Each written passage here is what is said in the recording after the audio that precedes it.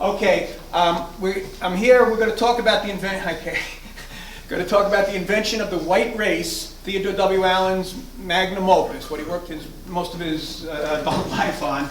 But I use Hubert Harrison as an introduction because certain key aspects about Harrison's life I think are very instructive and a good entree into the work that Allen does. I hope everybody can see. Try and get comfortable because we're going to be doing a lot of slides. All right, Harrison lives from 1883 to 1927. If you're not familiar with him, brilliant intellectual, race and class conscious, radical internationalist, considered the father of Harlem radicalism by A. Philip Randolph and others in the period when Harlem is the international, quote, international Negro Mecca and the center of radical black thought. He is, I argue in my books, and no one has seriously challenged it, the key ideological link, key link in the ideological unity of the black liberation movement. And why? Because he's the major radical influence on A. Philip Randolph, the class radicals, major radical influence on Marcus Garvey, the race radicals. Take those lines of descent down to when I grow up, we got Martin and Malcolm, right?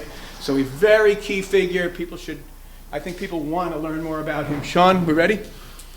Okay, Harrison, and these are some of the things about Harrison which I think are going to be instructive for understanding Allen. Harrison arrives from St. Croix. He's born in St. Croix in 1883, arrives in New York in 1900. He encountered a vicious white supremacy unlike anything he knew in St. Croix. Harrison, Marcus Garvey, Claude McKay, all that early generation Caribbean activists who came here commented on what they encountered here, how vicious it was, and to this day, people coming from elsewhere in the world are still shocked at how vicious the white supremacy is in the U.S. They often commented on the difference. Harrison used the word shocked in one of the first pieces he wrote publicly. Sean, next one. Claude McKay, I think, summarized it well, and Claude McKay is a very good friend of Harrison, and he writes, when he came to the U.S., it was the first time I'd ever come face to face with such manifest, implacable hatred of my race. My feelings were indescribable. I had heard of prejudice in America, but never dreamed of it being so intensely bitter, right? It's qualitatively different, and that's going to be a point that Allen elaborates on. The difference, I use St. Croix because I'm mostly familiar with Harrison's roots, right? But it's very similar, what I'm going to describe, Jamaica, Barbados, the Anglo-Caribbean. In St. Croix, there was no history of lynch terror, no formal segregation. Class promotion of people of African descent was fostered to a certain degree, and white supremacy was not as virulent or as organized as in the U.S. Next slide. In St. Croix, and here's part of the explanation, the key part. St. Croix, you got 5% of the population is European, 15% is so-called colored, 80% of the population was black, basically plantation labor in St. Croix. Hold on one second, right? The 5% couldn't control the 95%, so they tried to utilize the 15%. It worked for a while, but when push came to shove in the big struggle down there, free colored, side with the black plantation laborers, there's emancipation, a few other struggles. I get into that in the Harrison talks, in the Harrison books.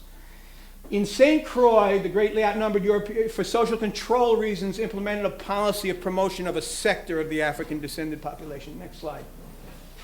So, in St. Croix, where Harrison comes from, because he's commenting on the difference, there's promotion and landholding. Harrison's born on a plantation on an estate that's owned by two men of color. You wouldn't find that for the most part in Virginia, the southern U.S. Free coloreds served in the militia. That's the principal instrument of social control on the island. Same in Jamaica and Barbados.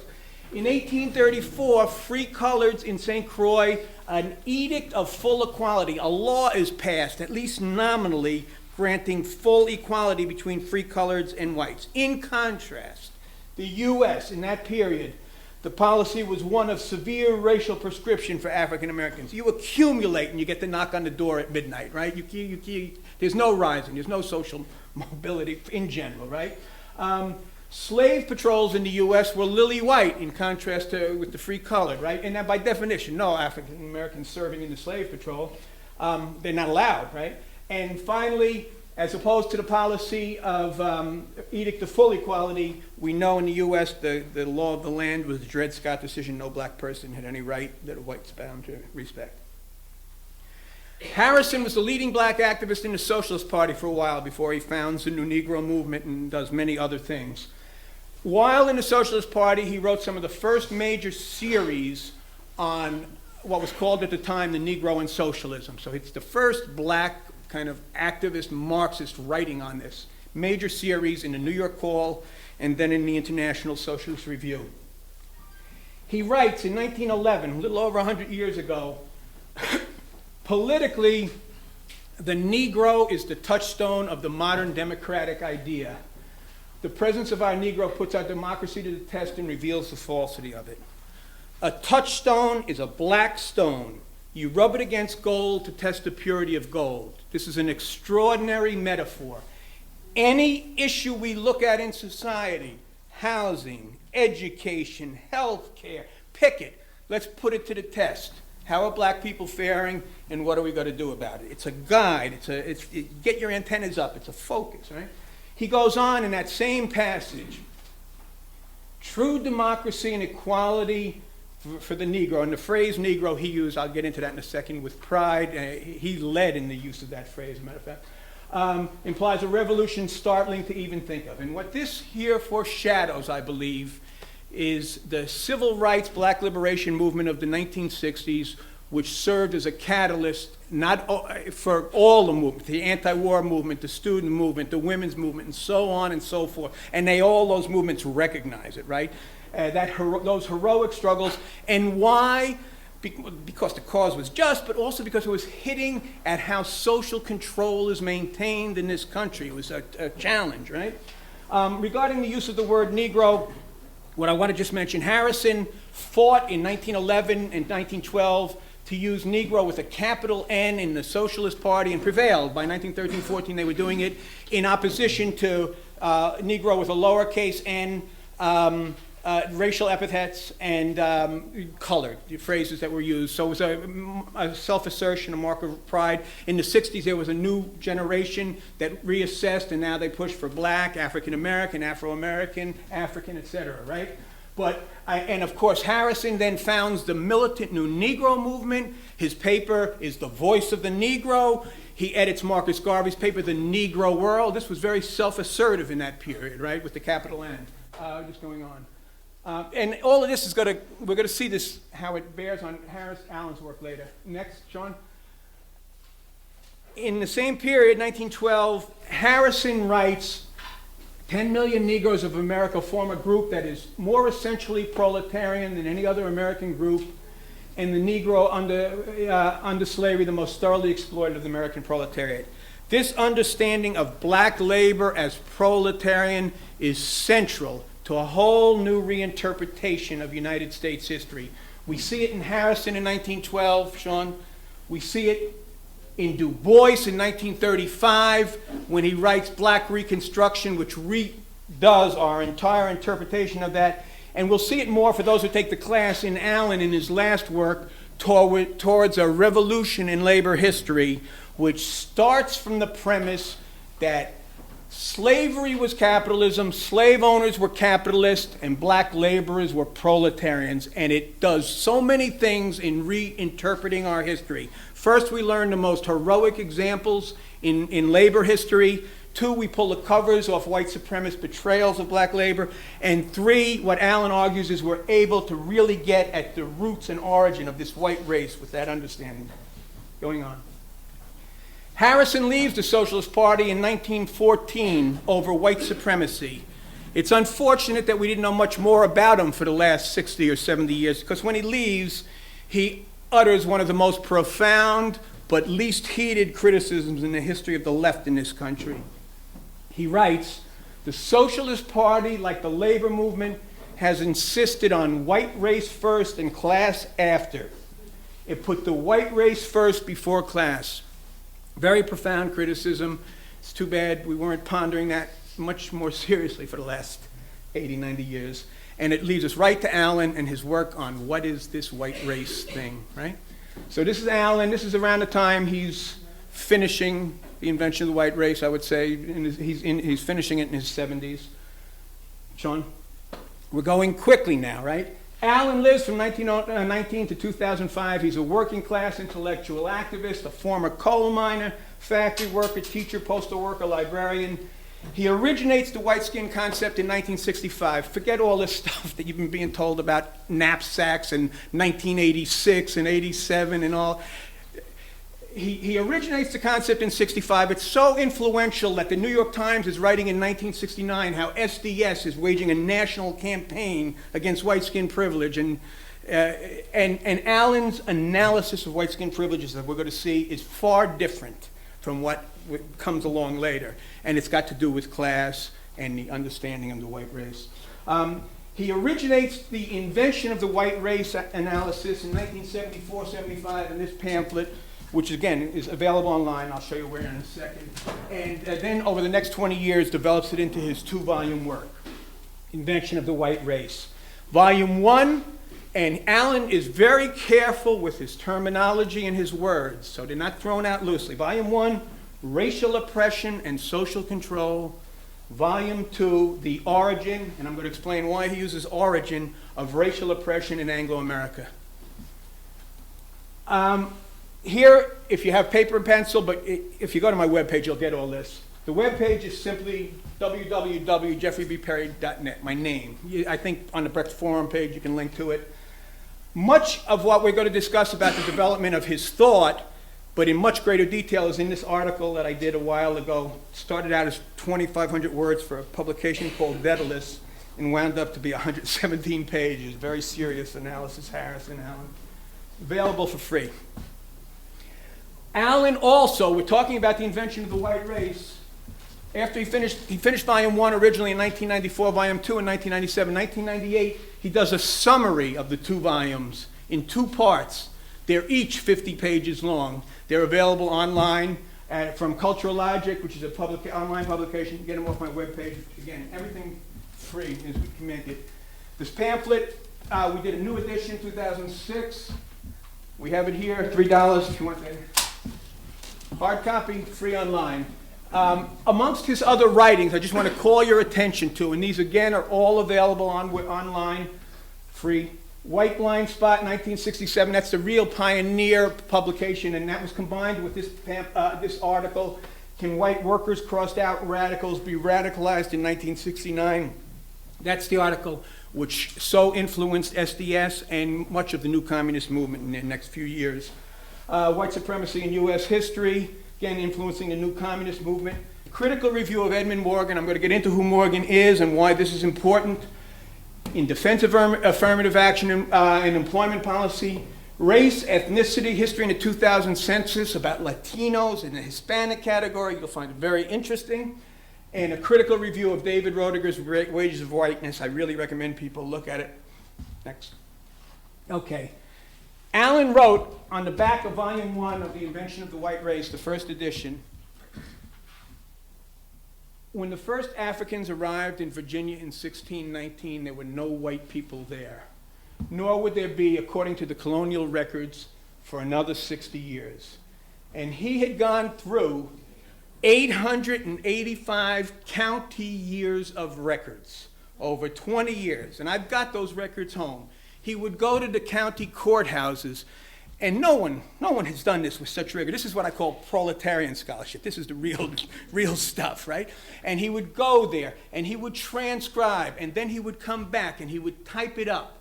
And that's the basis for some of the extraordinary documentation. These 2 volumes of Allen, each volume is about 35-40% notes, right? And appendices. So it's it's all fun. I mean, it's very heavily documented based on primary sources. Not yet, Sean, come back. So he goes through 885 county years of Virginia's colonial records. And that means you go to York County, and each year, that's 1 county year of records. Go on. All right. There were no, as he subsequently explains, others living in the colony at the time were English.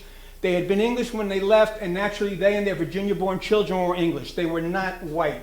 White identity had to be carefully taught, and it would be another 60 years before the word would appear. And he's not simply talking about semantics. As we're going to see, the white race as we know it was not existing and not functioning.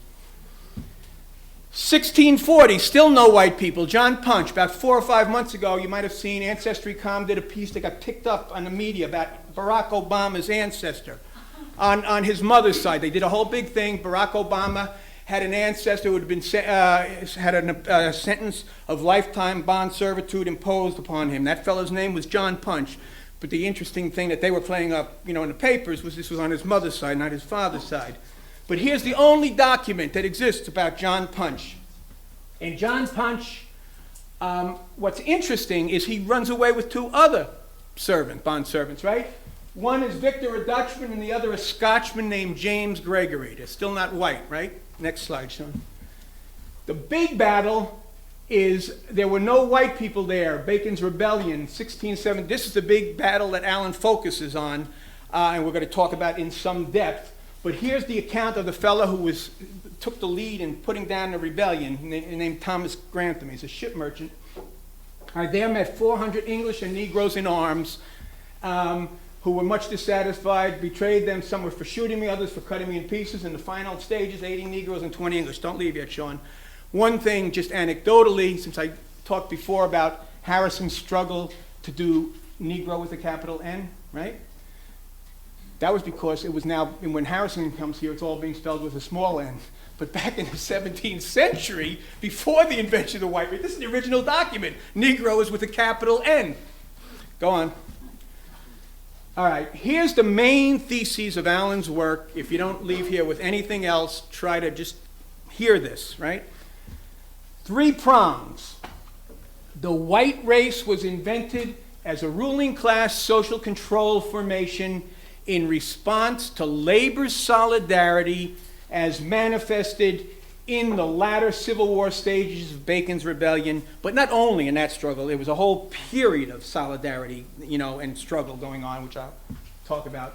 2, a system of racial privileges was deliberately instituted by the late 17th, early 18th century Anglo-American bourgeoisie in order to define and establish the white race and establish a system of racial oppression. Deliberately instituted, very important, we'll talk about why.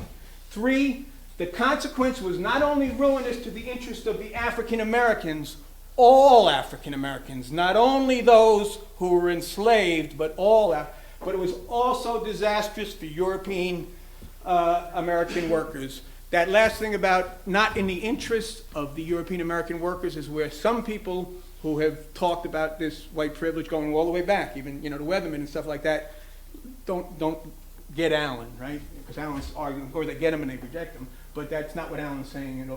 This is what Allen's saying.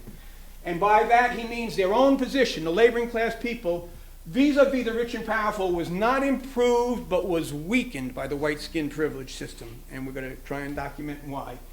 So what he's arguing is the white race was a political invention. It is no part of genetic evolution. Next slide. He says more about the white race. He says it must be understood not simply as a social construct, but as a ruling class social control formation. Why does he emphasize ruling class? Because if you just say it's a social construct and you're not clear on who's driving that ship, then you fall back on all the racist arguments, the cultural, it's innate, right? How else do you explain it? Why would we construct such a thing unless it was innate? Unless you can focus on the origin and who's driving it. He says more about the white race. And this is what first attracted me to Allen's work some many years ago, when he spoke at the precursor to the Brecht Forum right here on 14th Street, a place called Alternate U, way back, which is the grandmother of this place. And I was in the crowd like you folks, and I heard him for the first time. But he argues that the white race has served as the principal historic guarantor of ruling class domination of national life in the United States. We in this room particularly, if that's true, we got to deal with that, right? Next slide. He says more. He explains that the white race is an all-class formation, right? You got the ruling elite, you got the middle elements, and you got the white race, right? He says what is key holding it together is the racial privileges conferred on laboring class European Americans. That's the key, right? Because, well, we'll get into it, it's not in their interest, but that's what holds that thing together. And here, and I did 33 years in the labor movement, So this next phrase was very important to me, this next understanding. If it's an all-class formation that serves the ruling class, Allen argues it is the basic, most prevalent and historic form of class collaborationism in the U.S., right? That's it, in a nutshell, that's the key. All right. He also argues it's the quintessential peculiar institution. For those familiar with a lot of U.S. history, you know in the period of slavery, particularly the slaveholding elite would, with their code words, talk about our peculiar institution with all the arrogance, that comes from that. And just like they didn't want to name it in the Constitution, right? Our peculiar institution, and then they give a wink, right? Well, Allen stands all that on his head, and he says in the United States, the truly peculiar institution is this white race, right? And only by understanding what is peculiar about the peculiar institution can one know what is exceptional about American exceptionalism. Now, this phrase, American exceptionalism, people familiar with left history, there's a whole history of discussion in communist, socialist literature about, quote, American exceptionalism. And why is it that the U.S. seems to be exempt from the normal course of class struggle that develops in other advanced capitalist countries? Why are we so backwards, right? There's a big discussion on it, which I'll show in a second. And let's go, Sean, we'll flip. So that's some of the background on just overview of Allen and the White Race. Now, here's when he starts out to write the book. He starts out to write the book in the 1960s. He's already been active for 40 years, right? Not 40 years. He's in his 40s, but been active for many years in his adult life. History of my book. He starts out, he has a fascination with history. He's got an identification with the ordinary people. He lived his last 50 years, Brooklyn Avenue and Dean Street in Brooklyn. He's a regular person, just like Harrison, 231 West 134th Street, the most densely populated block in Harlem. These are working class intellectuals of the people, right? My moral conviction that racial discrimination is a bad thing. So he starts with just some basic good foundations, right? Good human foundations. He's influenced by the changed ambiance of the American civil rights struggle, which I said how it influenced, I commented earlier from Harrison, how it influenced so much and so many people in so many ways. And Allen was certainly one. And it led him to ponder, could it be possible that the key to defeat suffered by democratic, progressive, populist, and socialist movements in this country was related to this in some way, and maybe the answer to this question of American exceptionalism. He was influenced by Du Bois's Black Reconstruction, which I cited earlier. He didn't know about Harrison in this early period because Harrison was outside much of this discourse. And around 1965, he sets out to write a history, and he's going to look at the three major crises in U.S. history, which is very important for us today because we're moving deeply into this next crisis, and we've got to learn the lessons of what happened in the last three major crises. And those three crises are of the 1870s, 1890s, and the populist period, 1930s Depression. He also sought to address, on the theoretical level, because he's a lefty, like many people here, why no socialism in the U.S., and why was there that generally low level of class consciousness in this country compared to so many other places? He reviewed the literature that was out there by the leading left, labor, and regular, general historians, right? Engels, Marx's co-worker, Sorg, who translates capital into English, right? Hillquit, leader in the Socialist Party, Foster, leader in the Communist Party, the Beards, Frederick Jackson Turner, and so on and so on. And he sums up their work, and this is all documented, chapter and verse, with that they put forth a basic six-pronged rationale explaining the low level of class consciousness in the United States. And in a nutshell, here's what the six prongs are. Early right to vote and other constitutional liberties, heterogeneity of the working class, free land, safety valve, higher wages, social mobility, the early development of an aristocracy of labor. Allen's critique. Each of the six prongs is more myth than reality, and again, go into, the writings are available, so you can read all his documentation again from primary sources. But each of the six prongs is more myth than reality. Free land, what free land? It was going to the railroads, it was going, normal people aren't getting this, working people aren't getting this. And they all have to be re-examined in light of white supremacy. And he points out that each of these 6 factors are white skin privileges, and whatever their effect upon the thinking of white workers may be said to be, the same could not be claimed in the case of black workers. Next. So, Allen countered with his own theory, and this is still back in the 60s. White supremacy, reinforced amongst Europeans by white skin privilege, was the main retardant of working class consciousness in the US. Efforts at radical social change to direct principal efforts at challenging the system of white supremacy and white skin privilege. If this is the main retardant, this is what we've got to deal with. Next. Here, this is very important, I think. This is the one that attracted me to him when I first heard him. I said, wow, this is deep, right? He reviewed the 3 periods of national crisis that I mentioned, and he argues and documents how he thinks and how I think he shows the key to defeat of the forces of democracy, labor, and socialism was in each period achieved by ruling class appeals to white supremacism, basically by fostering white skin privileges of laboring class European Americans. Next. Here's the Great Depression, the most recent one. Here's an example. Great Depression, what happens? There's all that struggle we know about, but Ira Katznelson teaches history up at Columbia University. He's written a book, When Affirmative Action Was White. Describes how each and every federal program from the 1930s into the 1960s was shaped in a white supremacist fashion. We look at the major labor legislation. Again, that's the background I'm coming out of. The Fair Labor Standards Act, the National Labor Relations Act, Social Security until 1951. They exclude agricultural and domestic workers. 60% of the black and Latino workforce, 70% in down south, right? The GI Bill. The GI Bill, you can get a home with 0 down payment and a low interest loan, right? Here's where we live, New York area. Statistics for those GI homeowner loans, out of 67,000 that are awarded, less than 100 go to families of color. That's how you get the white suburbs around New York and every other city in this country. Federal government policy, right? Ruling class policy. Here's the other big one, and this one I can't emphasize enough. I really can't emphasize this one enough. This whole jobs thing, right? And people say, oh, we need an FDR-type jobs program. Not quite.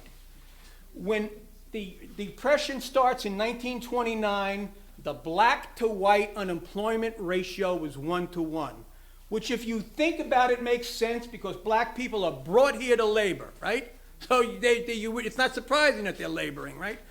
By 1947, after all those programs of the New Deal, the ratio and the war employment, right? The ratio is 2-to-1, which is all anyone in this room has ever known. 2-to-1 or some variant of 2-to-1, right? Government policy. Next. No, this one's very important. Allen summarizes, and I think this is instructive because we're going to come back to this. He says, so if we step back a little and we look at the history of struggle in this country and, you know, how this capitalism is working here, he says, in the normal course of capitalist events, there's a deterioration in the condition of working people. We all kind of know that. He says at a certain point, as things get worse, it even starts to erode the privileges of the white workers. He says, then we start seeing some overtures of unity. Come, my brother and sister, let's get together. We got to fight. And this is what we see in Madison. This is the early stages. In Occupy, you know, people are starting to talk about class now, right? He says what has traditionally happened in stage 4 is the bourgeoisie moves to resubstantiate the white skin privileges, and then what has happened is the white workers take what he calls the poison bait. It's like a shot of heroin. It's no good. It's not good for you. They submit to the old order again. That's what he lays that out as a nice framework to think about and consider. And I would argue we're in the beginning stages of stage 3 myself, and we'll come back to that. Go on, Sean. So, getting back to Allen and the history of his book. Where we left it off, he was going to look at those 3 crises. I went off a little on that. So he's ready to start writing that book on the history of the 3 crises to sum up these lessons, which I've just elaborated. And then a book comes out by a guy named Winthrop D. Jordan. it wins the National Book Award in the late 60s. It's called White Over Black, American Attitude Towards the Negroes, 1550 to 1812. You see by the title, he equates white with American, right? And it is the response to the intellectual, the academic response to the civil rights black liberation struggle. This is going to be the counter. And what the core of Jordan's argument is racism is innate. That's the core. It's an unthinking decision, because if racism is innate, why fight it? You know, you can't change it. That's the way it is. No, but this is, in the academy, and I'll show you leading left writers who praise Jordan to this day, right? All right. So Allen says, well, I got to deal with this. You know, somebody's got to take this on, and that leads him back to the 17th century and how it all gets started. Next, Sean. So Allen now is trying to address the following questions. What is the counter to Jordan's argument? How do we explain 100 years after emancipation that white supremacy and white supremacism are still so strong in this country? Why wasn't there more struggle against white supremacism by European Americans? And what are the ideological arguments that undermine struggle against white supremacy? Sean? So, he concludes that race privilege system, and I think this is important, going back to my own intellectual development stuff, because what he reasons that the bourgeoisie could not long have sustained this ideological influence over the proletarians by mere racist ideology. The idea alone is not going to do it, right? It's got to have some kind of material base. And he says it has to be given a material base in the form of deliberately contrived systems of race privileges. He maintains, and he's been maintaining consistently, and we will probe this much more deeply, that the ideology of white racism is inappropriate to these European American workers because it's contrary to their class interests, right? But he explained that he reasons, if race privileges are in the interests of the white workers, then the white workers should be better off where the privileges are most marked. And where are they most marked? In the South. But in fact, that's where the white workers fare worse, right? In terms of all the economic statistics and everything like that. Go on, Sean. But what Allen goes, and what really, again, struck me and impressed me and kind of shaped a lot of how I understood these things, he goes after what I would argue, are the two main ideological props of white supremacy amongst European American workers. The two main arguments that even if people are getting ready to wage the good fight, you know, kind of help beat it back, help beat that effort back, help sap it, right? The idea that racism is innate, that's Winthrop Jordan's argument. But the second one is the idea that white workers benefit from white race privileges. If they benefit, why should they oppose it, right? And he argues instead, as I indicated before, that we have to understand these privileges as a poison bait, like a shot of heroin. Go on. The unthinking decision is Winthrop Jordan's, right? Sean, next one. The too few, free, poor to matter. Edmund Sears Morgan is a professor emeritus at Yale. He was president of the Organization of American Historians, a leading American historian, cited in publications recently and praised, right? Morgan writes a book that got a lot of recognition for the writing on the colonial period, had many good aspects to it, but his core argument was that there were too few free, poor Europeans and Americans in Virginia to matter. That's the case in St. Croix. That's not the case in Virginia, and we'll get into the statistics. That's not the case in the U.S., and I'm going to explain why, but it's got to do with all those European American laborers that are here. Go on, Sean. Morgan goes further, and I'm just going to mention this quickly for those who follow these historical arguments, because he puts forth something that you'll hear in the academy a lot, and he talks about the American paradox. The American paradox. And Allen says that whole argument is an assessment of white supremacism in a positive light. The essence of Morgan's thesis is that democracy and equality, as represented in the Constitution Declaration, were made possible by racial oppression. Sean, next slide. Morgan writes, the slavery of Afro-Americans made possible indeed was essential for the emergence of the notion of equality as the fundamental, and we've heard this throughout our education. Come one more, Sean. Racism made it possible for white Virginians to develop a devotion to the equality. Go back one, Sean. Just, go back.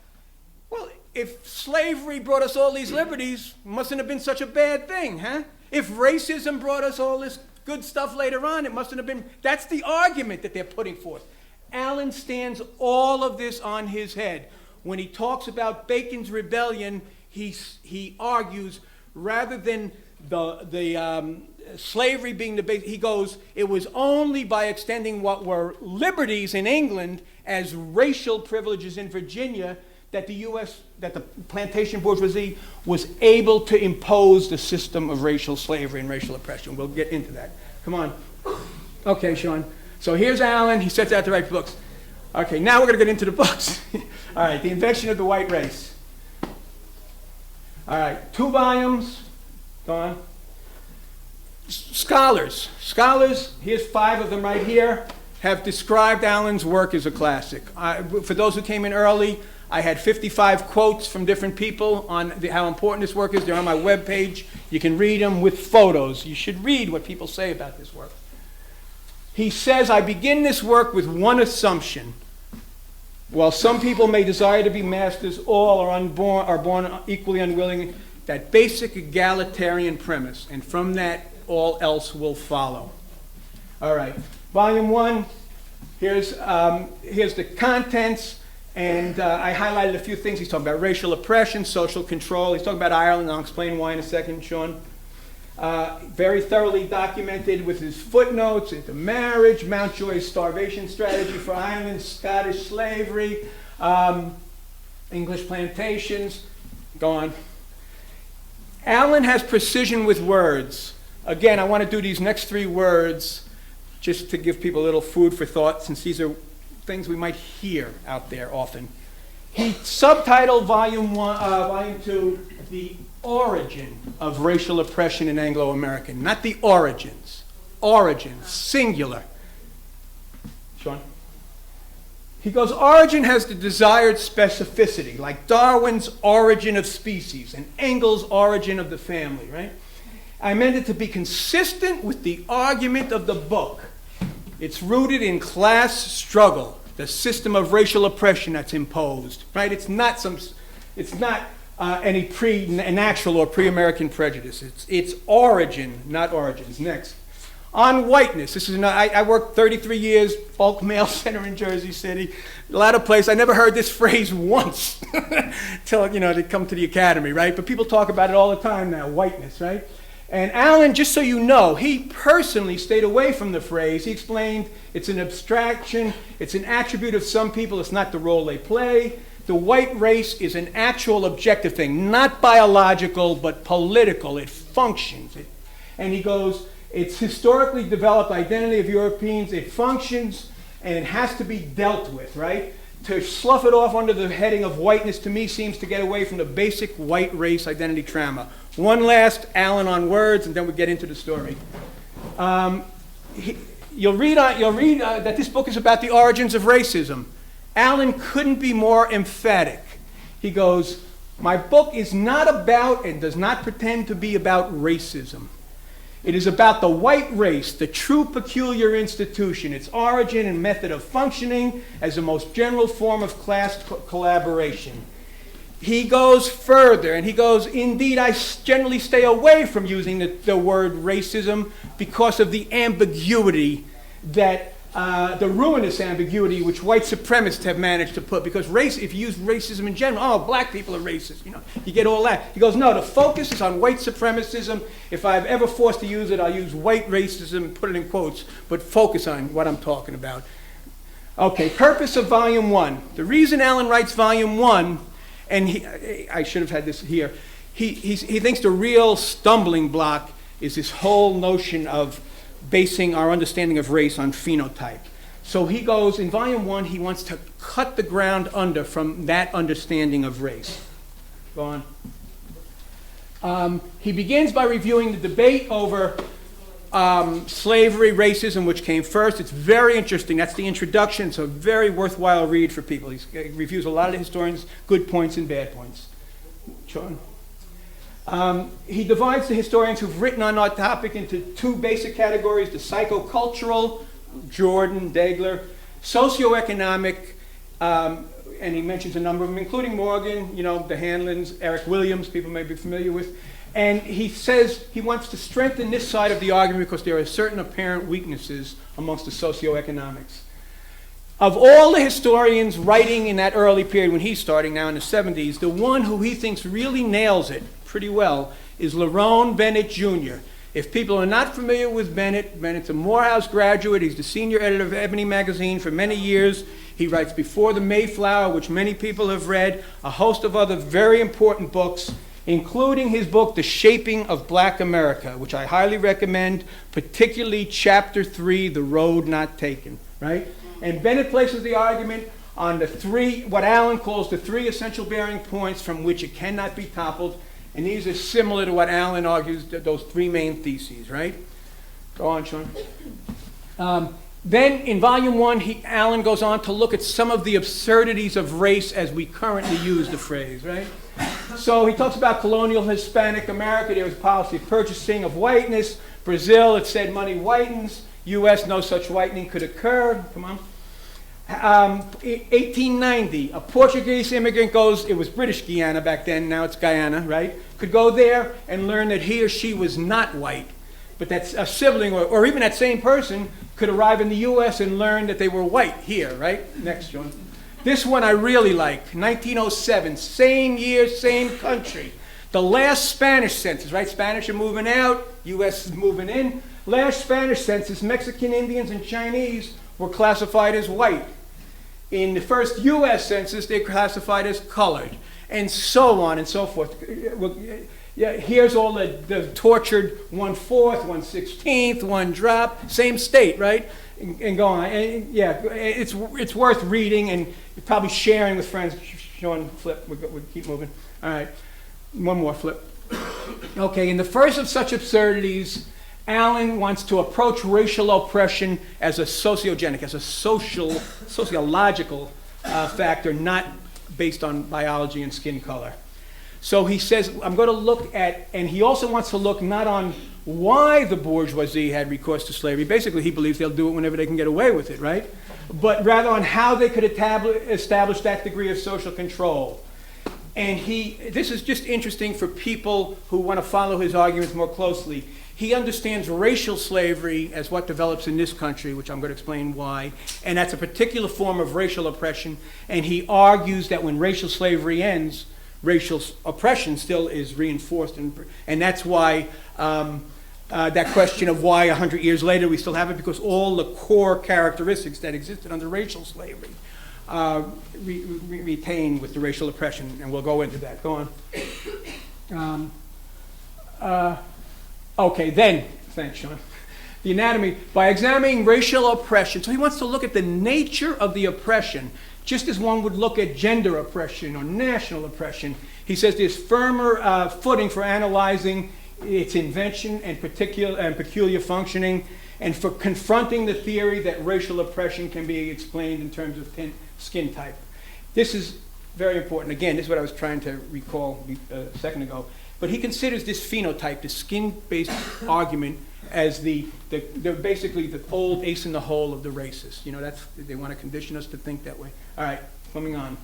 So in order to deal with this, in order to look at the nature of the racial oppression, he takes a bold step. People had hinted at it before, but nobody did it with this thoroughness. I don't think that Allen did. He looks in an Irish mirror. And he basically argues that if we look closely at Irish history in Ireland, it presents a case of racial oppression without reference to skin color or phenotype. And why? Because Irish and English, the oppressor English, basically the same color. Right? Go on. His core argument is, and this is what several of the chapters in Volume 1 are devoted, because he's trying to cut the ground from the race-based analysis, so we look at the nature. Anglo-Norman rule back 1300 or so, and Protestant ascendancy from 1652 on, when it's religio-racial oppression in Ireland, and white supremacy in continental America demonstrate that racial oppression is not dependent on differences of phenotype.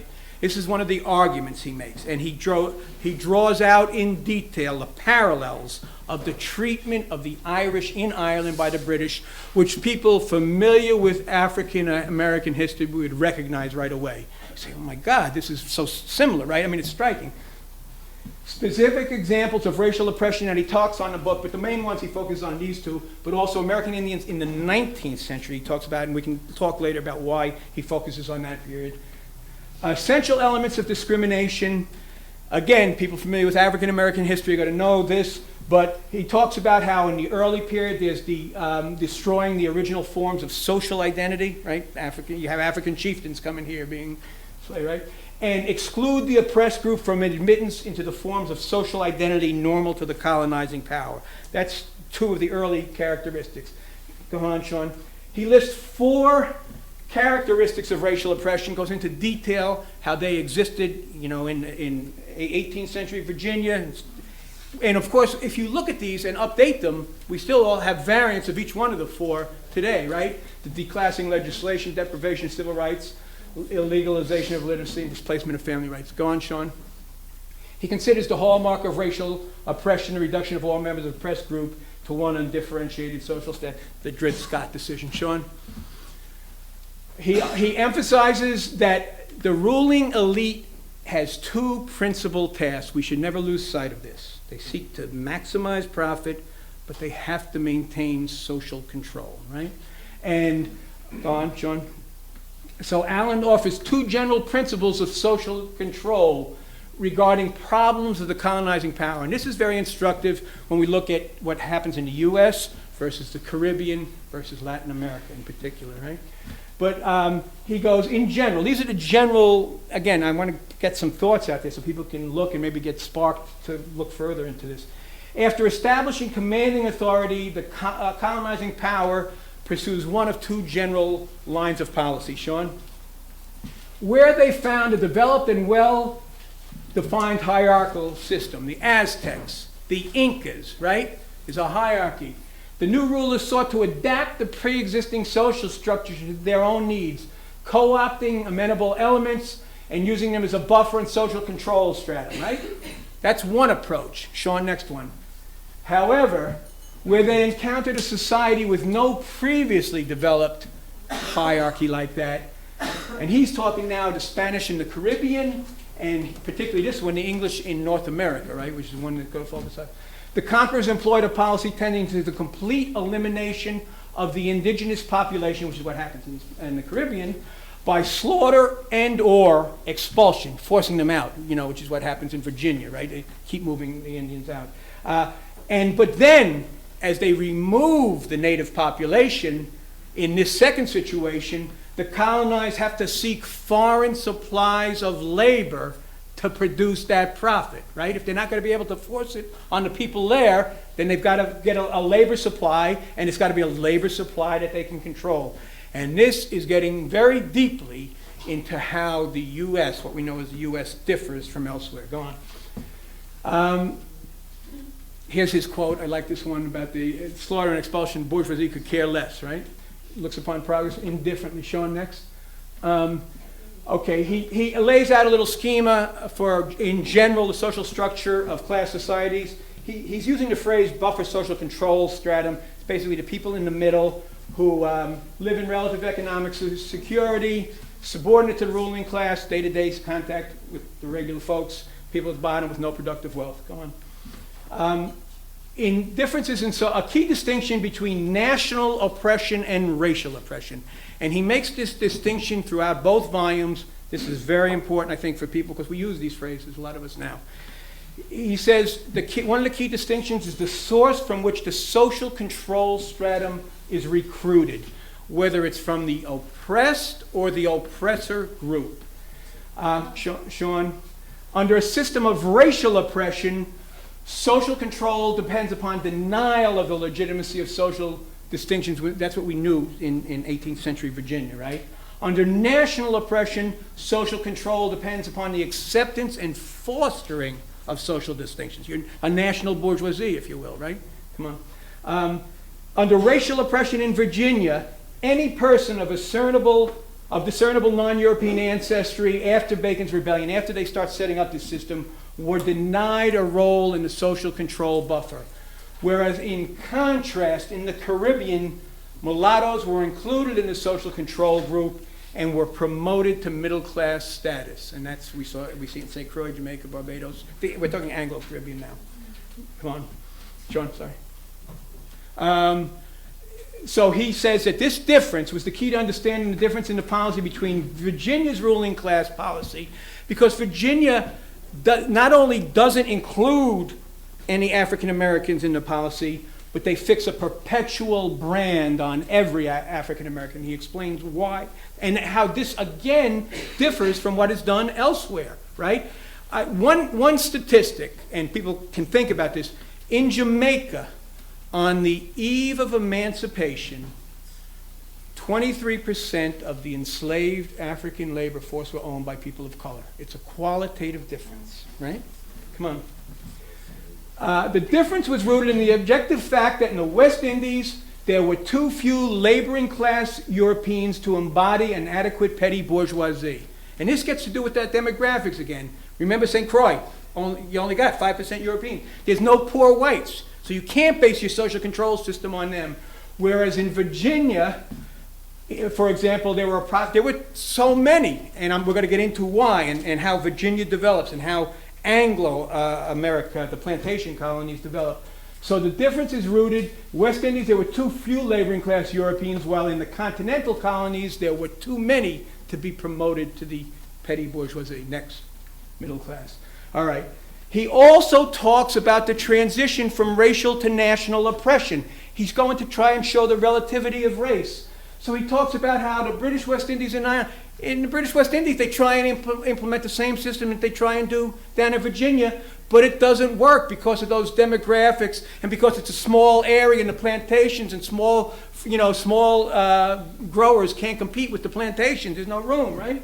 So, and in both cases, in both the British West Indies and Ireland, the colonial ruling elite, faced with a combination of insurrectionary pressures, resolved this situation by the decision to recruit elements of the oppressed group. That's what we see in the Anglo-Caribbean. We're not yet sure. And that's what we see in Ireland, right?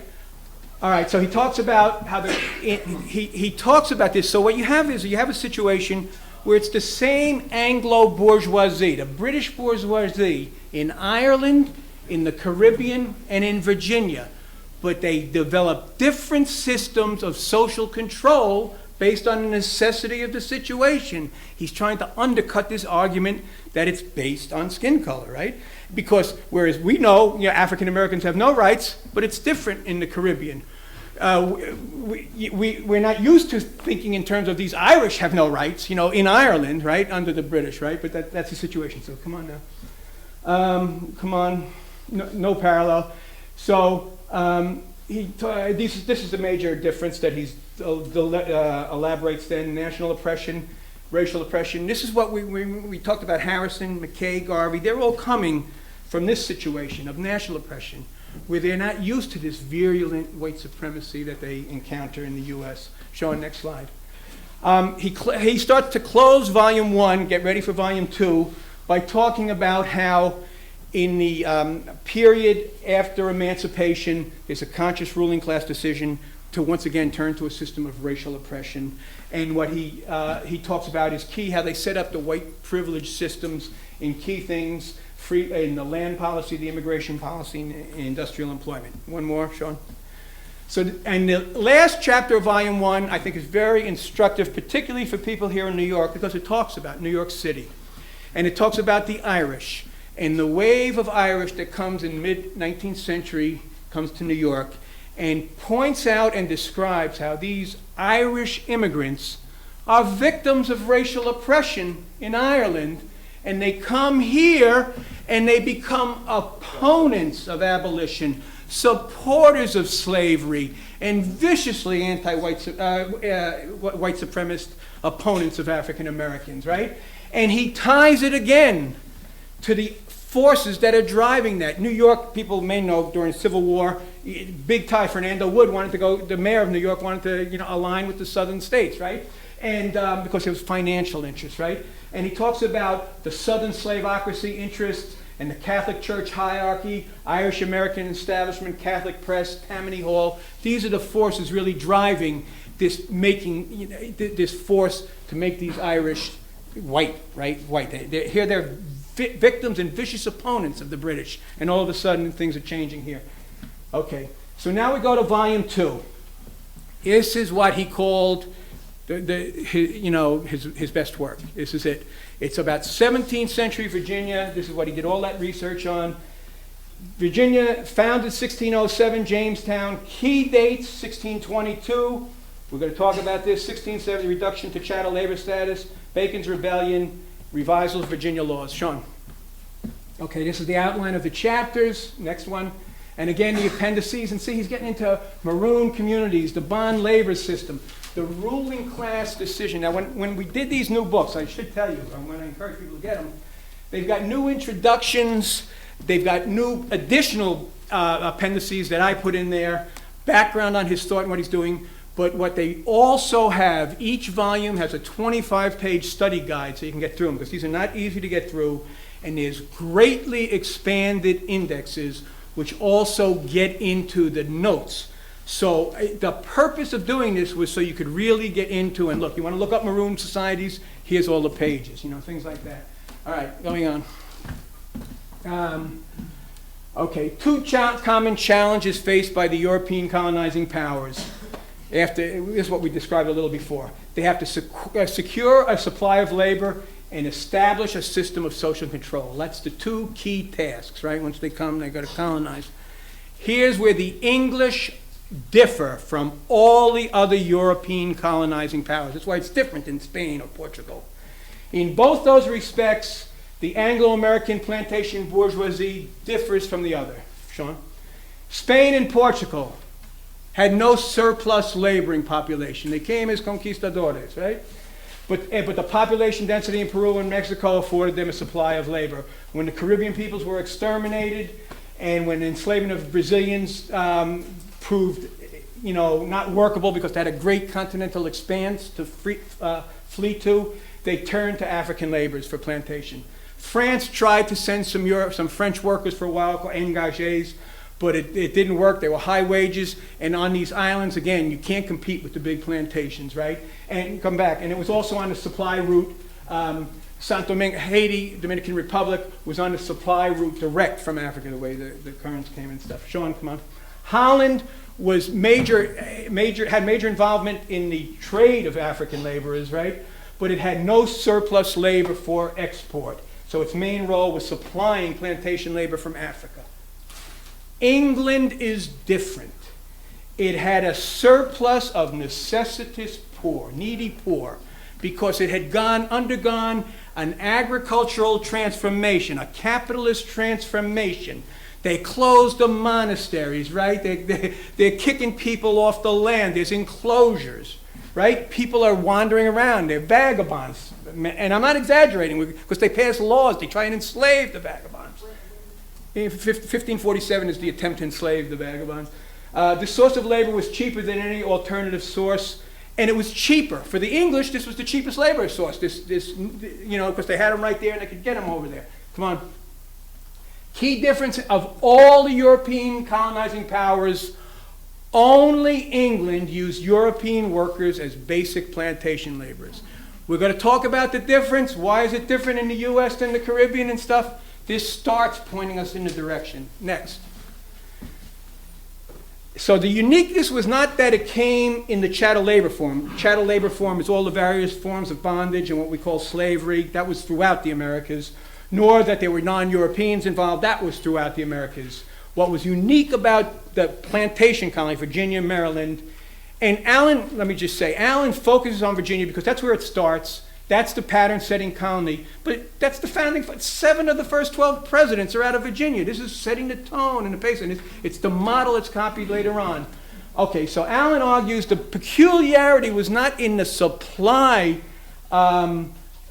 aspect of bond labor particularly, but it was in the control. Specifically, that what they wound up developing in the U.S., any person of degree of non-European ancestry was excluded, and the buffer social control stratum was made up of free proletarians and semi-proletarians. Sean, next. Regarding the English background, he does some nice little background, what you were just asking. He reviews some key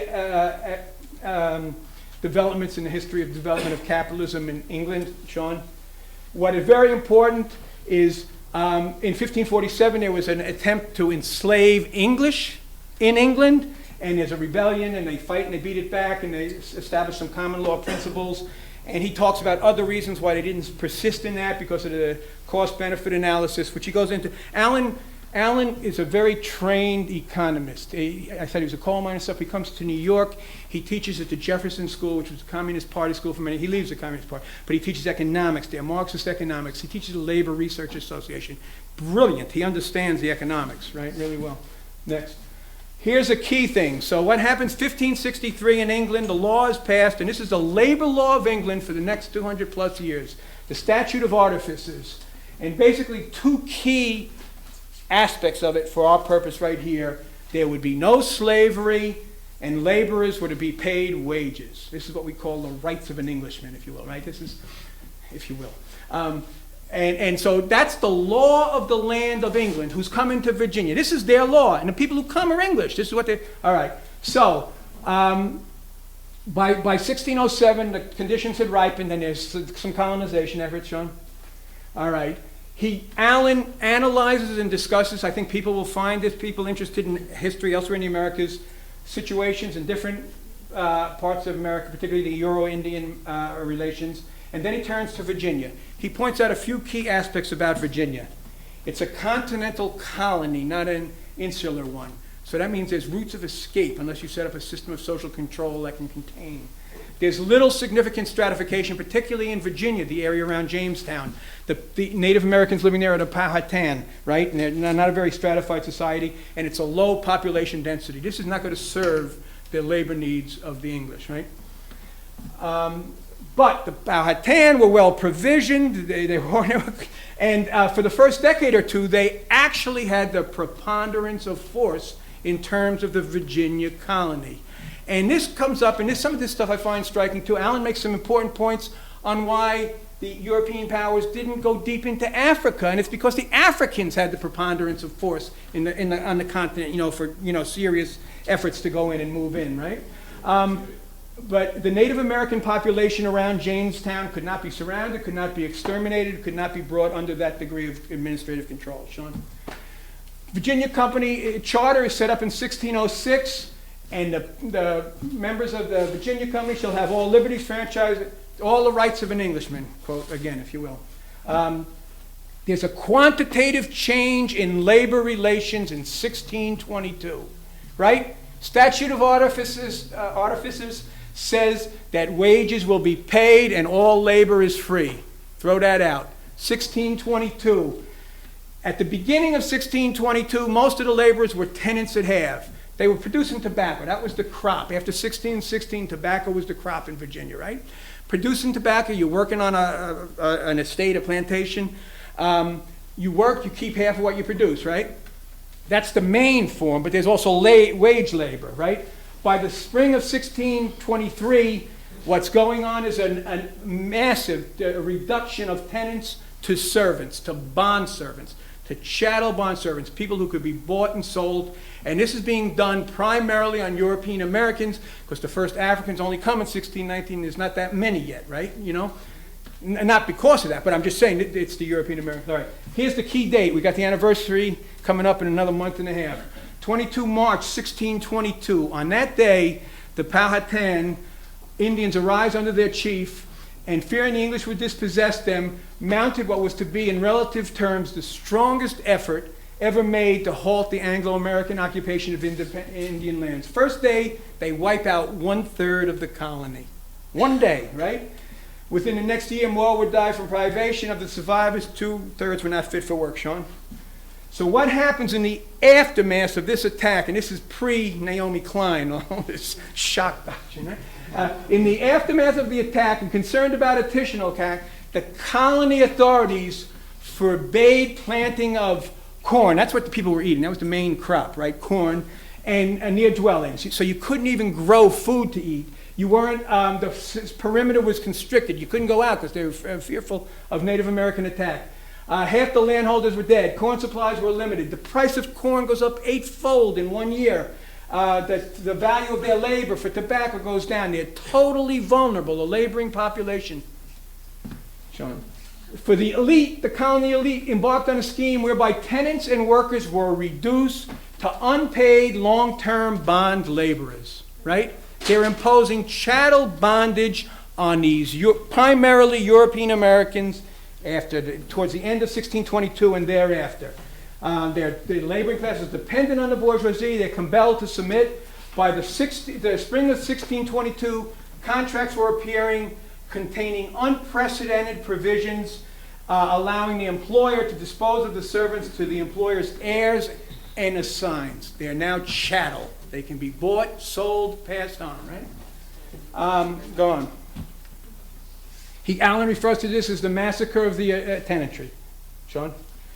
It's a qualitative break from English labor law. When you hear your history today, they talk about indentured servants, it's euphemisms.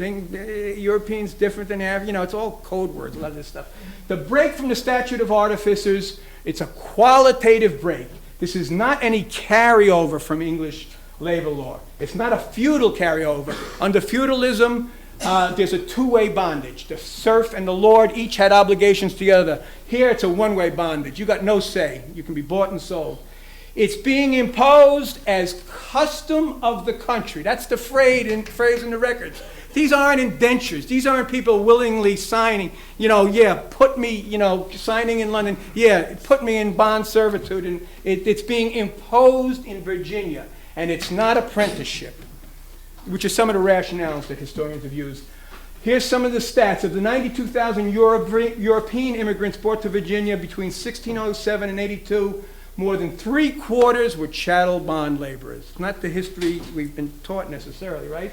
1676, Governor William Berkeley estimated 1,500 a year, English, few Scots, and few Irish.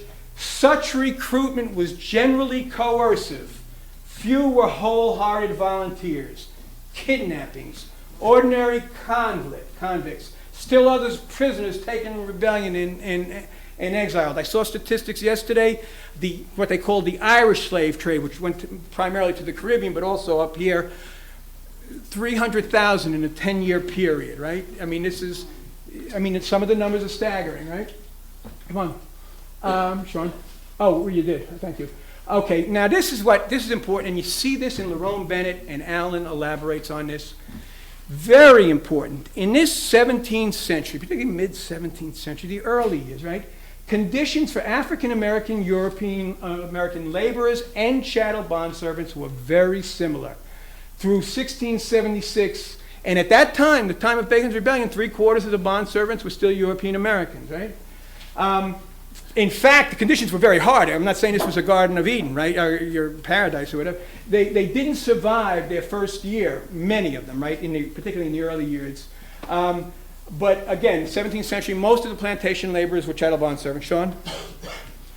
Status of African Americans. Again, this is not the Kunta Kinte version of history where Kunta Kinte comes and encounters a full-blown system. 17th century Virginia was very different.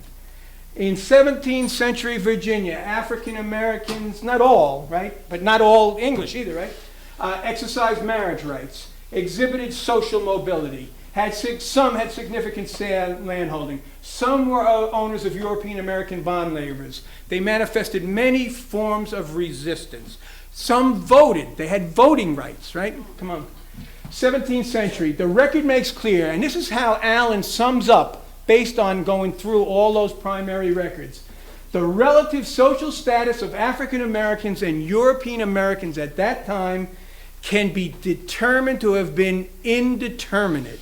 It was being fought out, and it wasn't white against black, because there was no white yet, right? There were other factors in the class struggle, and the issue of slavery and freedom was being fought out. Sean, next.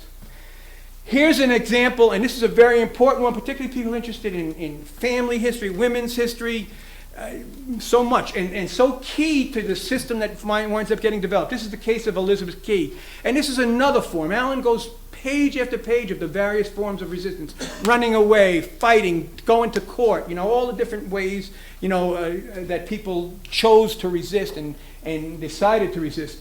Elizabeth Key was the child of a European-American father and an African-American mother. She was scheduled to complete her term of service when the estate she was bonded to sought to impose lifetime bond servitude. Now, there were these efforts by the ruling class to try and impose bond servitude, to try and lengthen the servitude of people, to try and impose bond servitude. But this contradicted the English common law principle, partus sequitur patrum, forgive my Latin. The condition of the child was the condition of the father. That's the law in England. This is still an English colony. She goes to court, Elizabeth Key, and she argues two things. Sean? She argues that on the basis of traditional principle that her Christian baptism and rearing barred her from being held as a slave. We have some precedent for that in the law and just in general, not so much in the law, but in the principle it was upheld often. And the common law principle that the social status of the child followed that of the father. That's her argument in court. And she prevails. She wins. 6 years later, they got to change that. They're moving in a different direction. Because the implications are, well, they change it and they take a different course and they say no. They, not in her case, but in a different case, they establish the principle of partus sequitur ventrum, descent through the mother. Because this means all of those women, those chattel bond servant women who are taken advantage of by men, right? Their children will be chattel bond servants, right? And this is what the system needs, right? But that's not the way it was first. So there's people like historians like Gutman and people like this write about the history of the African-American family. They start in 1790 and stuff. This is so significant because it's a qualitative change, right? And people, this Elizabeth Key case I think is very important. Status of African Americans. So what Allen's arguing, the white race system of racial oppression did not and could not have existed in the 17th century. He bases it on the following facts. Class solidarity, which we're going to get into. The absence of an all-class coalition of European Americans, tremendous class differences, right? Lack of substantial intermediate stratum. Sean? The white race did not exist. The attitude of laboring class Europeans stood in sharp contrast to the plantation bourgeoisie. He emphasizes the invention of the white race cannot be ascribed to demands by European American laboring people for privileges. It's not coming from below, right? Sean? All right. Then he talks about social factors that lead up to Bacon's Rebellion. Bacon's Rebellion, 1676. Price of tobacco drops in 1660. Conditions really get bad. There's no intermediate social control stratum. There's oppressive conditions. And there's no white worker component functioning. Sean, next. So the statistics at the time of Bacon's Rebellion, roughly 8,000 bond servants, 6,000 European American, 2,000 African Americans. There would be a continuous influx of European Americans until the end of the century, European Americans coming as bond laborers primarily. African bond laborers were imported, but still there's not the big turn. The Royal African Company is not even set up until the 1670s, right? So it's not like the big influx of Africans are coming. Come on, Sean. That is about the Africans in the 1672 Royal African Company established. Come on. Here's Bacon's Rebellion. This is the big one that Allen focuses on.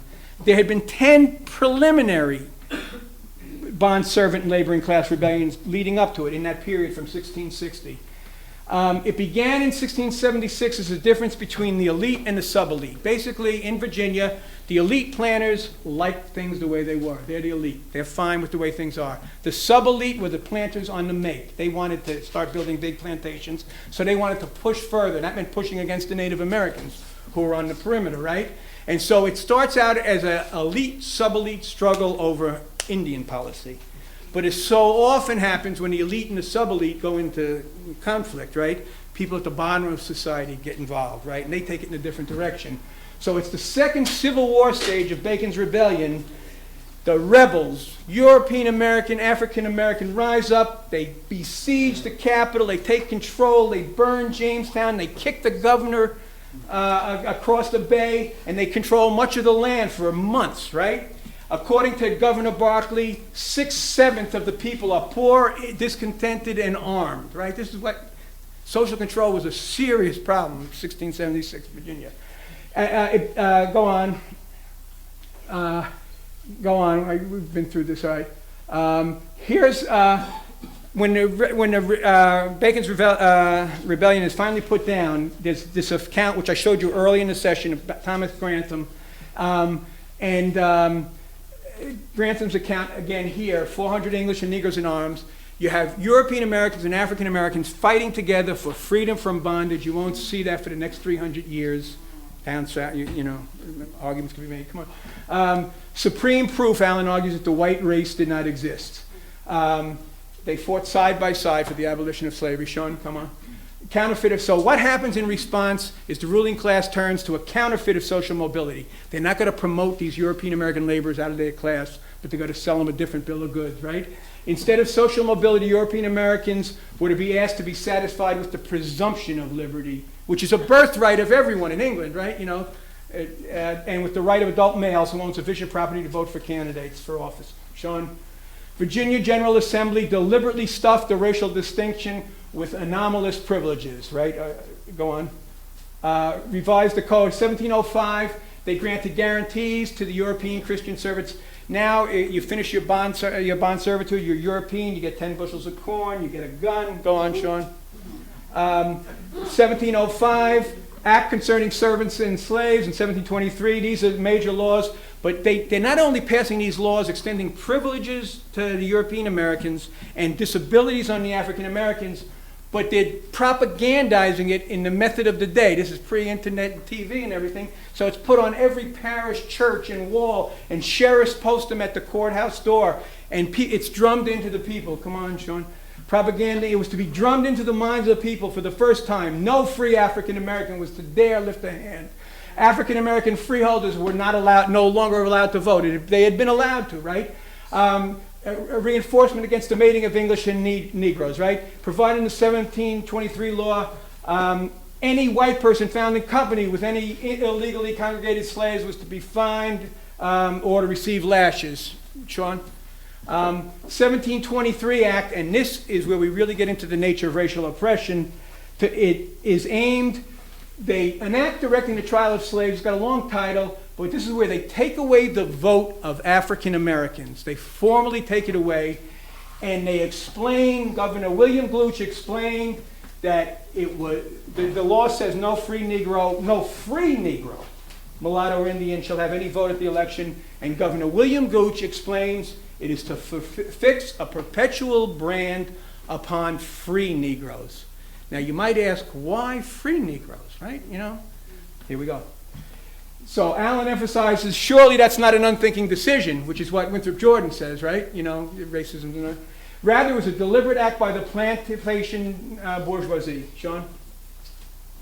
In addition, that act of 1723, I'm going to come back to it in a second, other aspects of it, it had laws against free African Americans, including making Negro women titleable, how to pay taxes for them, forbidding of non-Europeans to be owners of Christians, denying free African Americans right to hold any office, excluding African Americans from the armed militia, that's the Lily White Slave Patrol, forbidding free African Americans from possessing any gun, powder, shot, or any club. Next, Sean.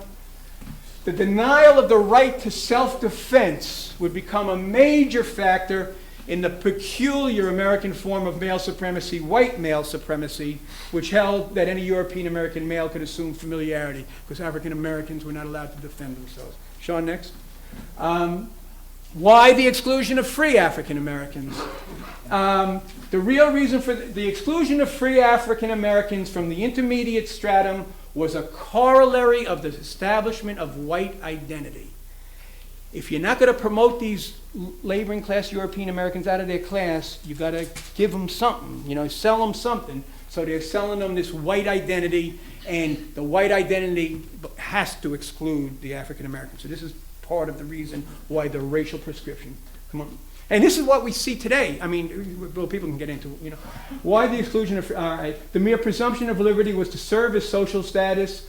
The presumption of liberty had to be denied to free African Americans. Next, John. How was it done? They were the white European Americans were enlisted in a system of social control, not by class interest, but by being promoted to the white race, Sean. The white race social control formation, Allen then argues, we're almost at the end of the book now, as a model. It was reinvented in ensuing southern colonies. In Virginia, Maryland would serve as the model for succeeding plantation settlement. Next. The poor and propertyless European Americans became principal elements in the enforcement of racial oppression. The white slave patrols were made up primarily of laboring class people, Sean. Labor is not promoted out of their class. Here's statistics. Remember Morgan writes that there are too few Freeporter matter? Here's the stats from other historians, which ultimately argue that 60% of the adult white male population were not owners of bond labor and were in direct competition, laboring, small landholders. They couldn't compete with the plantation elite. Come on, John. The decision was driven, different ways would be required. He talks about different ways to Sean will come. I want to go fast here. He again emphasizes the difference in the social control and the status of free coloreds and mulattoes in the West Indies opposed to the U.S., and it reflects different forms that the class struggle took. Sean. He again highlights, as he did at the end of the first volume, that after emancipation, the northern bourgeoisie opts again to reestablish a system of racial oppression, which he says, if I don't have it here, I have it on the next page, which he uses the phrase, and they set up a system of slavery in all but name, whatever that book is that's out there now. You see the phrase here 15 years earlier. Free land, immigration, industrial employment is where they set up the white privilege policies. It goes into some detail in Negro Exodus of 1879, which gets beat back by terror. Cotton Mill Campaign, Lily White Cotton Mill Campaign in the South. Sean? He's closing in 1997. That's when he finishes the volume, and he sums up here. But what he wrote in 1907 could have been written yesterday. This is what we see right now. At the end of the 20th century, the social gap between the Titans and the common people is at its historic maximum. Real wages have tended down. Entitlements and welfare, all the code words, have become obscenities. There is less of a socialist movement today than 100 years ago. Class struggle is an epithet. People don't even utter the word, right? We don't even talk working class. Right? Next, John. He looked forward, however, to a time when the great safety valve of white skin privileges may finally come to be seen and rejected. He described unmistakable signs, this is Allen at the end of the book, of maturing social conflict, and he emphasized the importance that why things were different now than previously is the indelible mark left by that civil rights, black liberation movement. We had the way forward pointed. Last few slides, Sean. Okay, his final words, perhaps by virtue of that legacy, the great safety valve of white skin privileges may be seen and rejected. The incubus, an incubus is a devil, the incubus that for 3 centuries has paralyzed the will of these European American workers in defense of their class interests. Sean, shortly before his death, Allen offered 4 recommendations for work forward. Sean, I want to go on now. I want the last 3 slides. So here he is wrapping it up, Sean. To looking further, I would point people again as we leave. I would hope you would remember the lessons of the 3 previous crises, what he elaborated, and how in each and every one they beat us back by turns to white supremacy. Sean, if you can, remember that 5-stage cycle and how stage 3, as people start coming together, there's going to be conscious efforts to divide us on white supremacy, white privilege. Sean, next.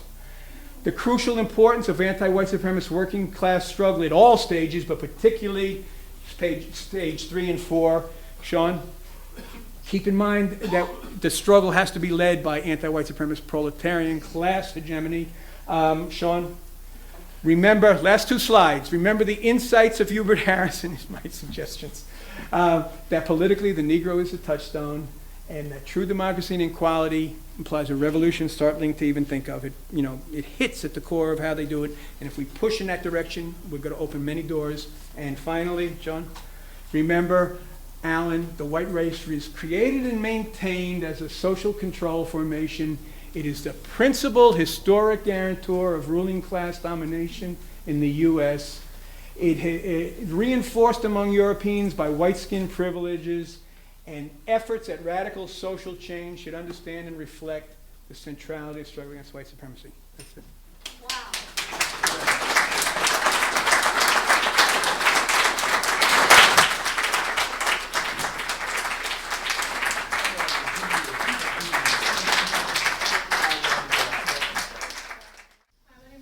I'm a young journalist. How are you? Thank you very much for your presentation. I do appreciate that. I was having a hard time trying to relate the more ancient oppression of Western Europe when it came to the rest of the world. How does that relate to this whole white supremacy thing? The more ancient oppression, you mean of Europeans going elsewhere in the world? Colonizing and doing those types of things. Whereas I see, when I look back at all the history that I can recall, I see that European countries were able to come together at some point to help oppress other people. For example, Africa. There was a conference in which, you know, France and Belgium and all these countries came together to colonize and, you know, split the difference in Africa and oppress these people. And so when you're talking about the myth of the white race, it seems as if it always existed, regardless of the language. Well, I think what you're talking about, if you're talking about in the 19th century when they come up about the division of Africa, that's kind of a later period. Alan's really not discussing that one. He's trying to talk, and I just want to be clear, he's not talking about the myth of the white race. He's saying the white race is real, it functions. It's a political reality. It's not biological, you know, it's created, right? And he even says reinvented and recreated. But I think it's become, in answer to your question also, I think because of particularly increasingly the U.S.'s powerful role, right, as the leading imperialist power in the world, you know, it spreads these ideas also, right? And other people, perhaps you know, Nellie in front of you, people like, you know, people write a lot more knowledgeably than I about, you know, all of this involvement around the world. What Alan's trying to focus on, I think, is he's trying to look at domestically, particularly, you know, what do we got to do to push this struggle forward? How are we going to deal with this white supremacy, which is so central to how they maintain control, not only over us, but then enabling them to do all this damage around the world. So I don't know if that exactly answers your question, but I'm trying. Yeah. So you had a model, you were talking about the difference between U.S. and the Caribbean. Yes. And the number of whites compared to darker skinned peoples. How does that model compare to what happened in South Africa under apartheid when you had a majority of darker skinned people? Yeah, that's a good question. And Alan's again focusing here, you know, but he's talking about social control for the most part in stable civil societies rather than just by pure military force, which is more what you had in South Africa, right? Which is what you had, you know, under apartheid, right? So he, in neither of these two volumes does he really get into that, and I think people who do work in those areas, you know, could shed light on it. But and I'm not sure fully, and maybe you know better than I, the demographic breakdown. My understanding is the African population was so overwhelming, right? You know, but rather than even promoting, even though they had colored status, you know, and things like that, rather than very much promotion, it was real military might and force. And he talks in the book. I didn't get into all this because obviously I did a lot of things, but he talks about how the ruling elite makes cost-benefit analysis, whether they're going to set up military regimes and things. For instance, after the Civil War, you know, to maintain a military presence down south, the bourgeoisie didn't want to spend all that money, right, at a certain point, you know. Let's go back to the old system of social control. So, but again, in answer to your question, it's not what Alan goes into particularly in these volumes or in his body of writings that I'm very familiar with. He some passing references occasionally to South Africa. Yes? Sorry? Go ahead. Yes. I'll speak loudly. So several racial theorists presume that we're now living in a post-racial society and one that is colorblind. So I was wondering what you would say to those theorists as examples that we're not living in a post-racial society, that it's not colorblind and that it's racially categorized. If I'm going to give you a quick answer, but I actually have a whole slide that can run, ready. My developing conjuncture article, which I've encouraged people to read, I have a statistical breakdown. The basic argument I make in this book, in this early part of the article, is I show how the gap between rich and poor is widening, how poor and working people are suffering so greatly in this country, how, by all measures, Gini coefficients, how workers in this country overall are faring so poorly compared to workers in other countries. We spend the most on healthcare, we're 37th. Paternity leave, maternity leave, paid vacations, every measure of international, our country is so far behind. After I go through all of that, because I want to make the point that European American workers are not benefiting by this system too, because they're not, they're getting crushed. But then I get into the white supremacist shaping. Sean, yeah, here we go, let's go here. Let's just look at some of the stats. Come, Sean, one at a time. Black unemployment, I did this about a year and a half, 2 years ago, 15.6, and we know how they play with the unemployment numbers. To go slower, Sean, might be slower. Thank you. Okay. Black poverty rate, roughly 3 times white. Come on, Sean, next. 90% of black children will be on food stamps at some point in their life. 90%. For the overall population, it's 50%. We're not doing that well. You can get these statistics in this article. Come on, Sean. The Equality Index. This is the Urban League, puts this out every year. I used the 2009 one. They've already got the 2012 out. They try and quantify, put metrics on all these areas and how are black people faring compared to the general population. Next, incarceration rates. And Michelle Alexander's been doing very important work on this. But some of the statistics, as you know, it's the highest proportion in the world, right? Here, Jan M. Chaikin, Director of Bureau of Justice Statistics, 30% of black men ages 20-29 under correctional supervision. A young black male, age 18, had almost a 30% chance of spending time in prison during his life, time being defined as 1 year. Sean, next. Staggered, here, these numbers just blew me away when I came across them. Come back. 58.3% of milk. See, there was all this hubbub, and there are groups on the left saying, Madison is the revolution, right?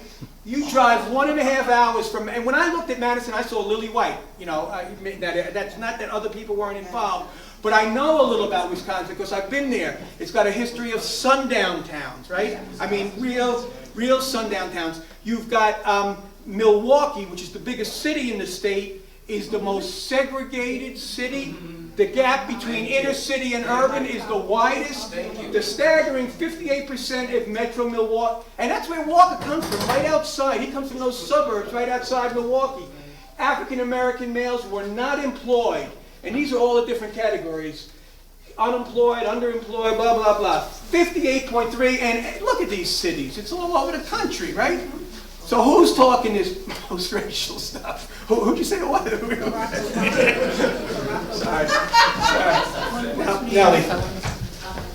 Thank you, Miriam. It just occurred to me, Miriam, I want to ask you something and bring Alan into the 21st century. Because the white ruling class, even though we have this illusion of a president for all, he's just in blackface. But they have a problem, and that's the birth dearth. That there are not enough white babies being born to maintain this illusion of white superiority through numbers. And so the ruling class is looking around for honorary whites to boast these numbers, and they need to do it because the social control mechanism is very, very much in demand when you look at the prison industrial complex and the fact that that is a billion-dollar, multi-billion-dollar industry. When you look at all of these, the runaway problems of a capitalism that is in fact on the edge of the precipice, if it hasn't fallen off already.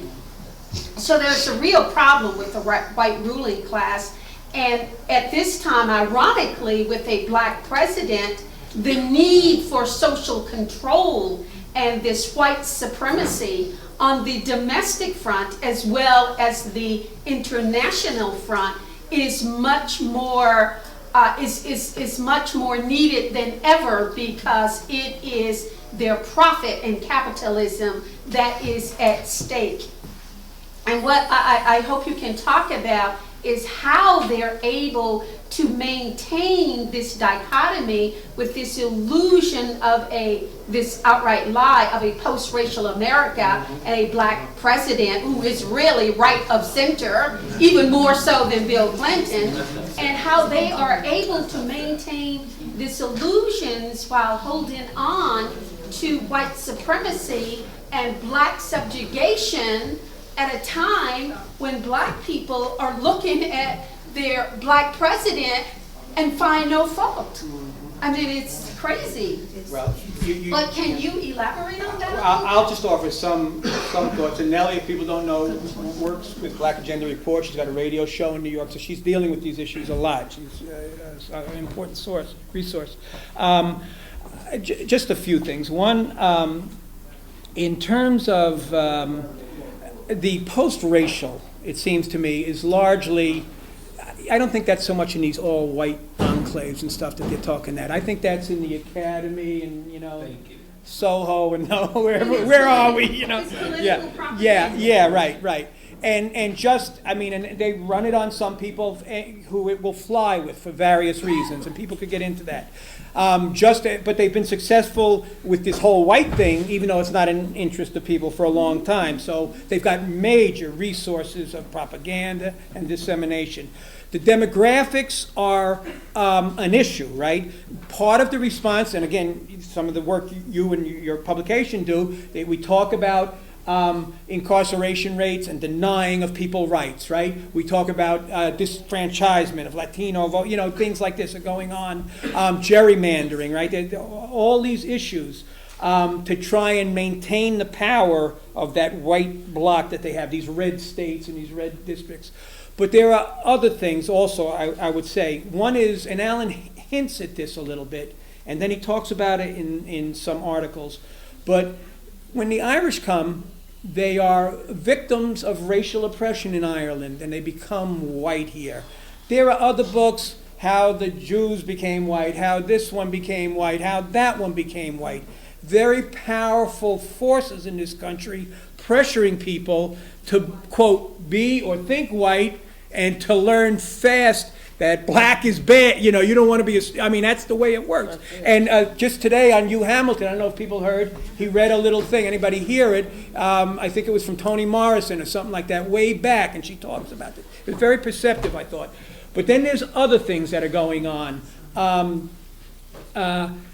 I will fully expect that the U.S. ruling elite is going to try and, I think you hinted at it in the beginning, but they're going to try and lop off sectors. But I leave other people, to write on this who are more knowledgeable than I, although I've been following a lot of, or trying to, I'm a little behind the last week or two. There's a lot of debate over the census and Latinos and Hispanics, and I think that is very deep. I think people should pay attention to it. But I'm going to tell you one important statistic that I don't think has gotten enough attention, and that is from the 200 to the 2010 census, the number of, quote, Hispanics identifying as white went up, right, by 3%. And that, I think, is these pressures in this country. I don't mean to go off on that. As I say, I look to people who work in those areas and know what we're dealing with a little more. But there's got to be that pressure, right? Similarly, we want to look at intermarriage patterns and things and how they affect different groups differently. There's a lot, and groups are coming. When you look at Asian population, there's factors you want to look at, Latino, and I'm looking for the people working in those areas, but at least a bit informed by this history, and then, help bring to it. So I don't have all the answers, but what I do think This is what they know, this white supremacy. This is what they know. And this is what they've relied on every time. And let's not sow illusions, and not realize that this is what they're coming at us with the next time again, And this crisis is deepening. And they're going to find all kinds of ways to shape it in a white supremacist fashion. And even without using the words, right? Like they did with those laws. Domestic and agricultural work, however they do it, right? Felon. We could talk about, there's laws, people talk about they're illegal aliens, but there are some people who come in with the presumption of legality, can be a felon in their homeland, can be a felon in this country, can be a felon in their homeland and come and get all those public programs that the youth on 125th Street who gets picked up for a joint or two is denied for the rest of their life. It's conscious ruling class government policy. And I can get specific on some of that. Yeah. This woman has been trying to say Referring to something. your article, where, It's, where and, where do you, okay. what, you type your name? Or? Yeah, my name is simply Jeffrey B. Perry. And Muriel made a little joke about the B, but I use that for Google, right? Because there's other people with my name, right? Jeffrey B. Perry. And if you go to that webpage, I don't know if we can get online here, anybody, but when you go to the first top webpage, right in the top left, the article with that name, Developing Conjuncture, is there. You click it, it's a PDF. Okay. And then you can read it, you can put it on your handheld or whatever, or you can print it out. As I say, it's long, but it 117 pages. It started as 200 to 2,500 words, and but at the end I write a 4-page history. What happened? It's got to do with the academics and how they. I'm working on volume 2 of Hubert Harrison. This is only volume 1. I got 1,200 pages on this baby. Could you talk about what are the implications of this whole construct, this whole white skin privilege? What are the implications for how we organize? Good, very good question. As a union leader, as people in this room who have organized around different areas, let me pose something as somebody who goes back, me, to SDS and white skin privilege, and there was a certain approach that turned me off. Which was that what you do is you go to the white workers and tell them they have to repudiate their white skin privilege. I never saw that work. Thank you, Keith. And I almost thought you were throwing me up a softball, because for the following reason. Right under the article that I just mentioned to you about the developing conjuncture, I have an article on how we fought the good fight in the Postal Service. And it details, this is workplace organizing, how we went in there and not just necessarily coming in, we're in there, we're working, right? And this is a big 4,000 worker facility right across the river in Jersey City, a mile in perimeter. Strike against the federal government, right? Sean got fired, I got fired. Some people got their jobs back. And by the way, this strike was 3 years before Patco. Everybody talks about Reagan firing the Patco. We had 200 fired postal workers under Jimmy Carter, the Democrat. So just be clear on that one too. Yeah, but Keith, in answer to your question, so in there, and some of the key points in that article is Hubert Harrison, the touchstone. Every issue we looked at that we dealt with, how is white supremacy shaping it, and how are we going to deal with it? For instance, we had light-duty denials of pregnant women. Postal Service, you're supposed to have workers. We're not eligible for layoffs, so they're supposed to find work for you. But there was a pattern where they were denying women light-duty assignments, particularly black women, particularly in our craft. Mail handlers, heaviest craft, had a disproportionate number of black women workers denied. So we waged protests, we waged issues and struggles around that. Every issue, we get the discipline records. You're a white worker, you're a black worker, and the same offense, you're getting twice the discipline. We waged that. We came out with regular publications every week on Thursday, because every other week on Thursday was payday. So we knew we had the best attendance, right? No, right. Yeah. And we do that. But then we came to other things, Keith, which gets closer to what you're talking about. And I got to tell you, as we were doing this, and then we look at the makeup of our stewards apparatus, and we set up committees, and we made sure We had, actually, we had disproportionate numbers of black and Latin workers, women, you know, for our craft, right? And we're setting up all our committees. We're coming out, every issue, every theme, we're talking about the conditions, how bad they are, and the white supremacist shaping, because it all goes together, right? But then you run into things like details or overtime, you know, and there's rules in the contract for these things, but management finds ways to get around them, and a lot of times the workers will go along with it and, you know, just look the other way, and if you speak out, you get punished for speaking out on it. So say we had a pay location and then it was going to be 2 hours work every night. Should be rotated, but they're not, and the same pets of the supervisor getting it, you know, usually in a racist pattern, right? We would hammer at that. We would hammer at light duty denials. You come into the workplace and you're supposed to get your bid job based on seniority. But some people were getting what we call the tuckaways. They get Friday and Saturday night off, you know, because they knew this one or that one. We go into our first labor management meeting, and the entire apparatus of management in a 4,000 worker postal facility, they have 14 representatives there. Everyone is Italian, member of the Columbia Association. A lily white. We never let them get off that. They could, nothing they could say, but what about the Columbia? They were using franking privileges to mail from our address on County Road. And never. We were drawing so much heat on them from me. So there's ways to wage these struggles, to oppose white supremacy. And when we started challenging things, if say you're a white worker and you've got your little detail that you shouldn't have and stuff, we'd say, no, that's it. You finish out this month and that's it. You know, you were told you had it for a month. We're doing a fair thing. People wanted to come to blows. But you got to show you for real, right? And that's it. And when you do that, then you build a unity that people can respect. Because people are looking, is this for real? You know, just go to back. And so, not that it was perfect or anything like that, but in answer to your question, because I knew people would ask that, well, how do you put this shit into practice, right? So the article is right there. It offers some suggestions or ideas based on concrete workplace practice. Also, there's other things which I haven't had a chance to write up yet, the anti-apartheid work, the affirmative action, try and apply it. I think it can be applied to everything. Keep in mind, that's why I summed up, keep in mind Harrison's thing, the touchstone, keep in mind Allen's thing. This is central to what we got to deal with if we want to make revolution. We got to deal with this white supremacy. Yeah. To me, the heart of this is struggle. That it's through struggle that people learn. There's obviously just an educational piece to this, and tonight is an example of it. But the education that you were doing was in the context of struggle around people's interests as workers.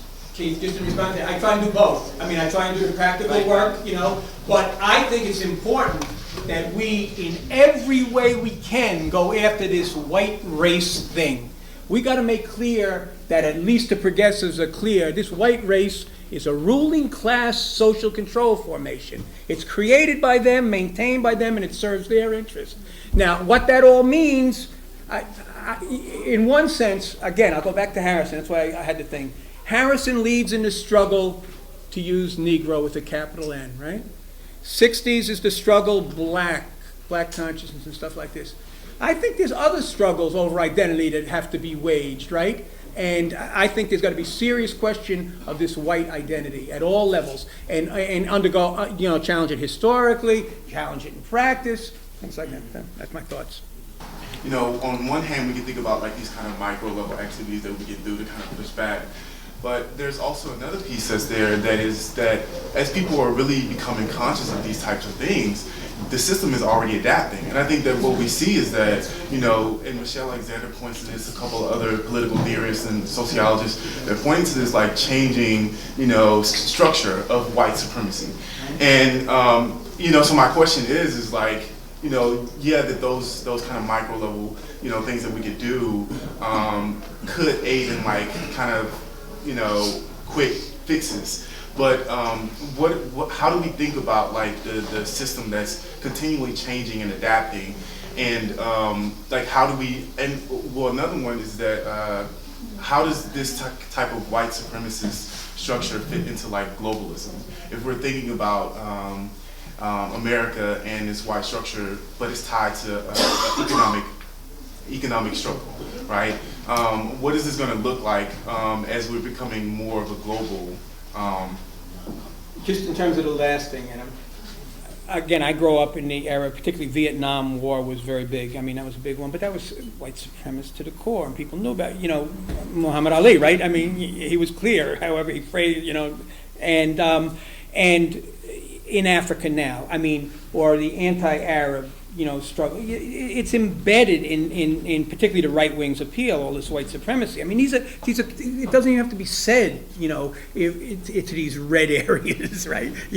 And so I think it's central to U.S. imperialism, white supremacy. Just an answer to that, and I think it has been, for going back.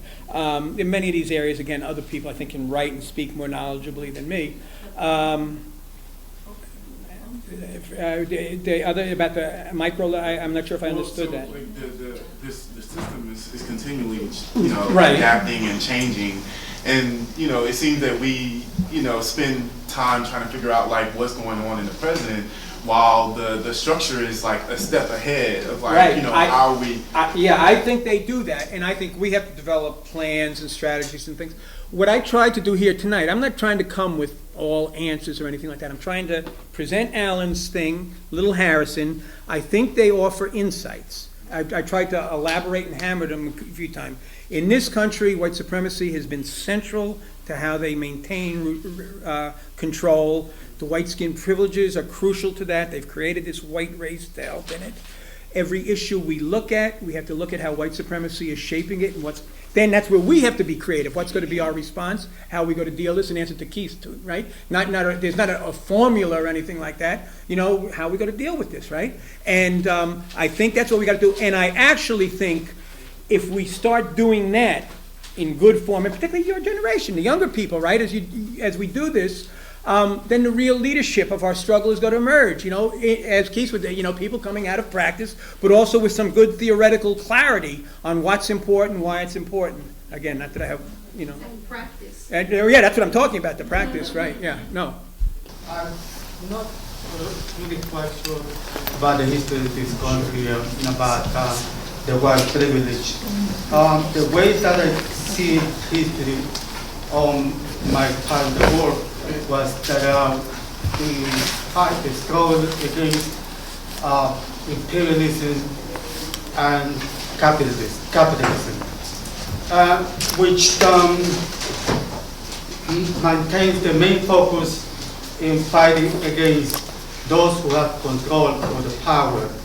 And I never quite understood the difference between the bosses, for instance, in here, the white supremacy that you call, or in Africa, where you have the police attacking their own people, right? Because the bosses are sending them to attack their own people.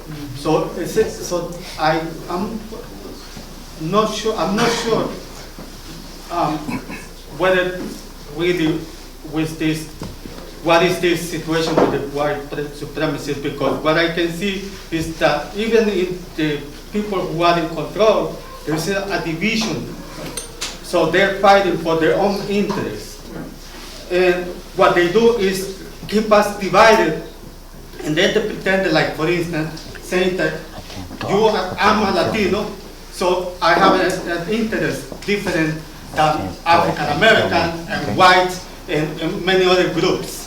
So, but then if we identify ourselves as workers, I think that's how we define our class, and I don't think it's by the different situations that you were presented. So would you explain to me how does that work? First off, I appreciate your comments very much, and I have some familiarity with what you're talking about. Alan, who we're talking about, doesn't write on Latin America too much because it's, Spanish, history different than the English, right? And he's trying to deal with this country. What you describe, I understand. I've been, to El Salvador. I have just, at least a little familiarity, right? And other places in Latin America too. So I understand what you're describing, and I think it's accurate what you're describing in terms of struggles that people wage elsewhere.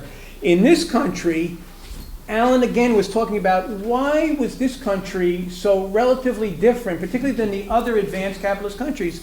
In England, in France, in Germany, you've got social democratic parties, labor parties, at least things that give the pretense of being for working people, right? The U.S. never even gets close to that. It's very backward, and you probably, since you've been here, I'm sure you've seen how these red states function, which are really code words for white voting blocks, you know, and things like that. That's in this country, that's a major obstacle. Now, in El Salvador, you have other issues. You know, I look to the comrades from there to decide, okay, what are the principal issues we have to deal with? What do we have to address? Imperialism, you know, native bourgeoisie, whatever, right? And that's what you would take the lead in doing. I'm trying to share with people here in terms of the U.S. What is this, you know, because we've got certain unique situations here, right? What is the nature of that, and how do we begin to deal with that? And to the degree that we're successful, we make your struggle easier, and I know you know that, right? You know, if we can weaken imperialism and U.S. imperialism in Latin America, that, you know, aids your struggle, and vice versa, your struggle helps here. One other thing I want to just point out, though, in terms of Alan, and you might find this very interesting, on my webpage that I mentioned, the article on the census, on the 2000 census, actually goes into discussion of other Latin American countries. And I think you would find that again, he's not trying to lay out answers, but he's done a lot of research and he poses some questions and looks to other people to take the lead. But he compares the situation in different countries, compares what happens when people come here, you know. So I would just suggest that also. But thank you very much for your comments. My only concern is with the identification of the buffer system as if it has some positive aspect to slavery. I just left the Caribbean on the 24th. I think they're more colonized than ever. To hear a woman come on the bus and tell me that she's making $50 a week and she's celebrating her independence, but she's begging. Everywhere I went throughout Jamaica, I got to the point to where I didn't even want to get off my bus because they were begging. The buffer system that's being touted to have been, you know, a difference between the slavery system, you know, in the United States, I don't see any difference. I see them as individuals who were looking out for their own best interests, and I don't see them as having any interest in the plight of the people that were below them. Just as in, you talk about the European situation with the Serfs that were on the land and they wanted to get rid of the Serfs, I see them as being problematic as well. And I can't, as much as I love you, Jeff, and you know that, continue to hear this situation about these buffers serving a worthwhile purpose and changing the situation with the people in that era, when the era has changed now and that buffer has proved to have not been subservient. Okay, Isa, maybe I've not made myself clear. I am not in the least arguing the buffer serves a positive interest. There's a buffer for racial oppression, which is lily white, a buffer for national oppression, which takes a sector of the oppressed. Racial oppression is bad, national oppression is bad. I'm not arguing this is a good thing, right? Racial oppression is bad, national oppression. I agree with you. I have friends. I've not been to Jamaica. I've been to some other places. But I know from a little reading and talking to friends and stuff, conditions are so bad now, as you describe. It's, you know, it's horrible. And people are forced to leave their countries, break up families. This is horrible. I agree. But I'm not saying there's anything good about the buffer. I understand, but just leave it with this last point. I'm Okay. not being argumentative. The merchant class in Jamaica right now is Indian. And it's sad.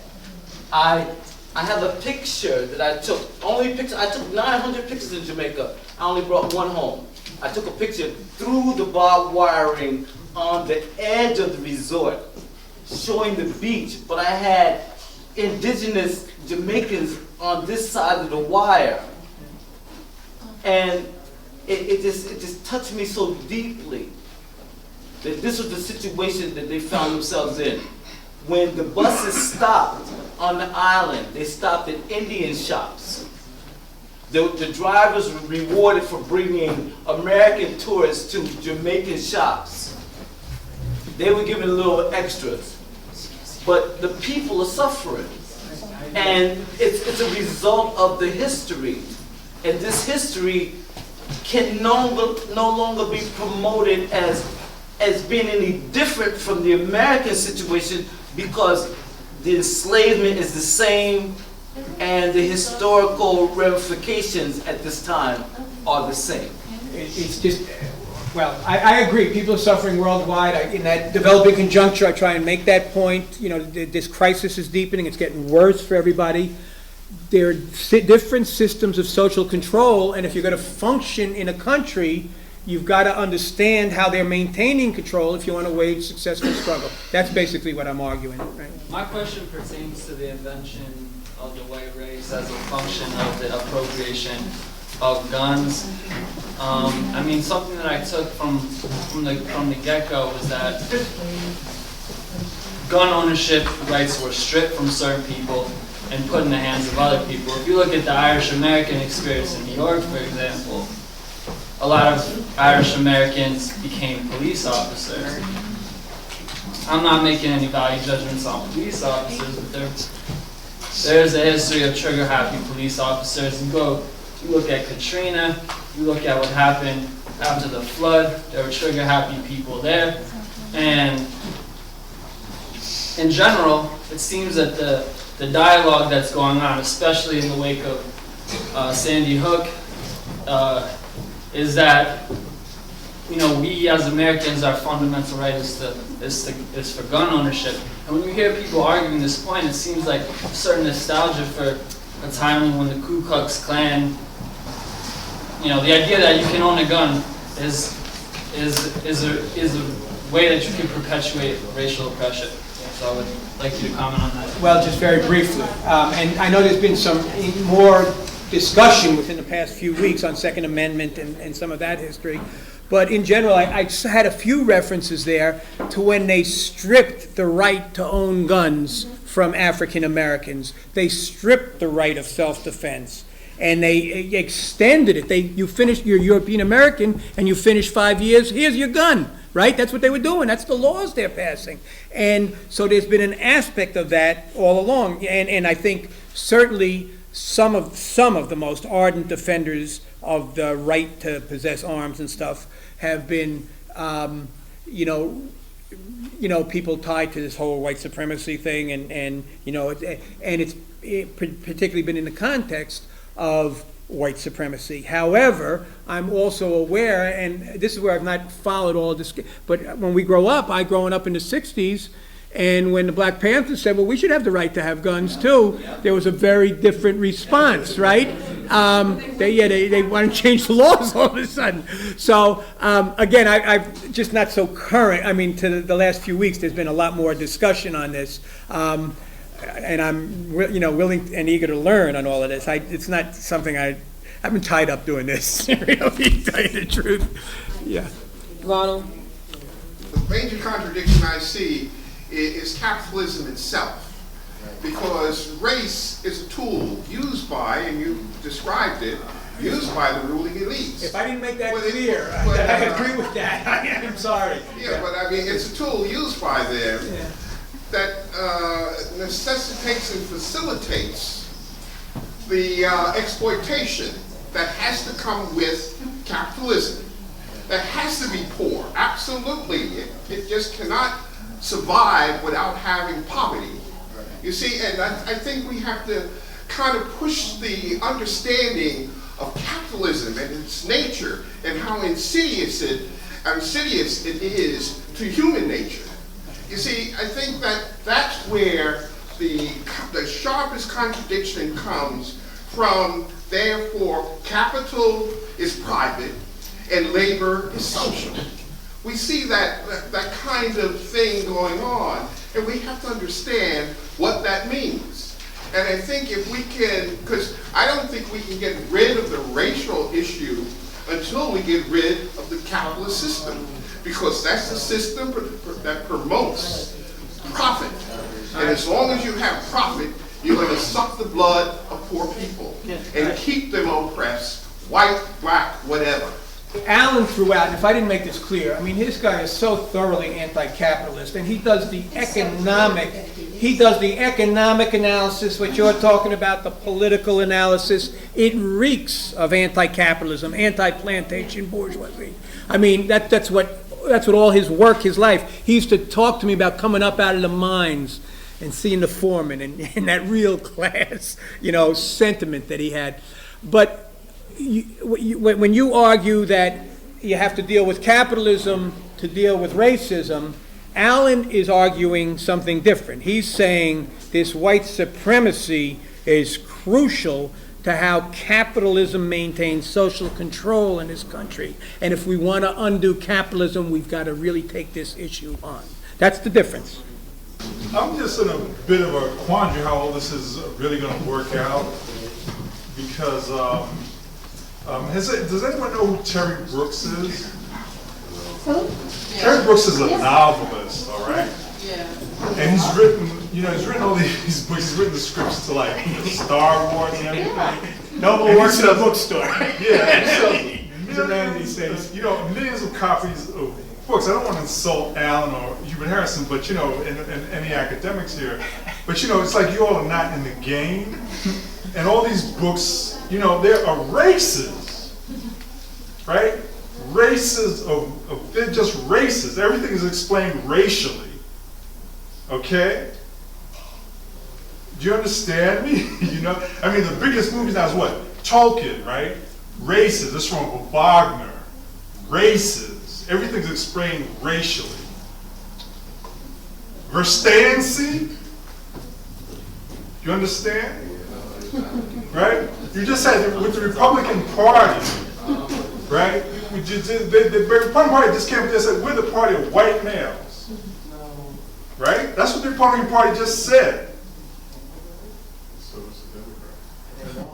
well, look at the Democrats. I mean, they're not saying that, they're at least at that certain level. So how can you account for all of those white men in the Obama administration? How can that, Look at the votes. Look at the votes. I'm in a union, right? Right?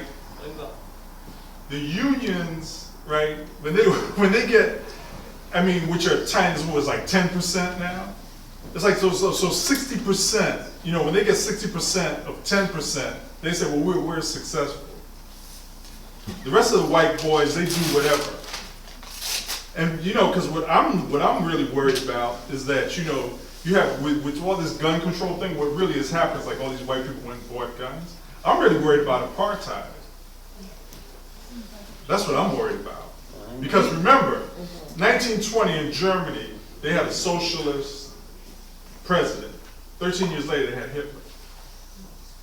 That's what I'm worried about. I just don't see the thing. My problem with all of this is like, I don't see how you get from point A to point B to point C with this racial stuff, because I don't see white people giving this up. Well, For most white people, this has worked out really well for them. Yeah. I mean, we can be here in New York, right, and play these games. But if you talk to most black people, if I go to my black people, I says, if I go to black people, I say, well, where would this white boy be if he were black, right? Where would this white boy who's owned this business, where would this white boy who's working with, where would they be if they're black? I mean, what would we say? I mean, most Irish say, well, they'd be in jail. We see what they do. They do drugs. They do drugs worse than the. I live in Harlem, man. They do drugs more than we do in Harlem. They'd be under the jail.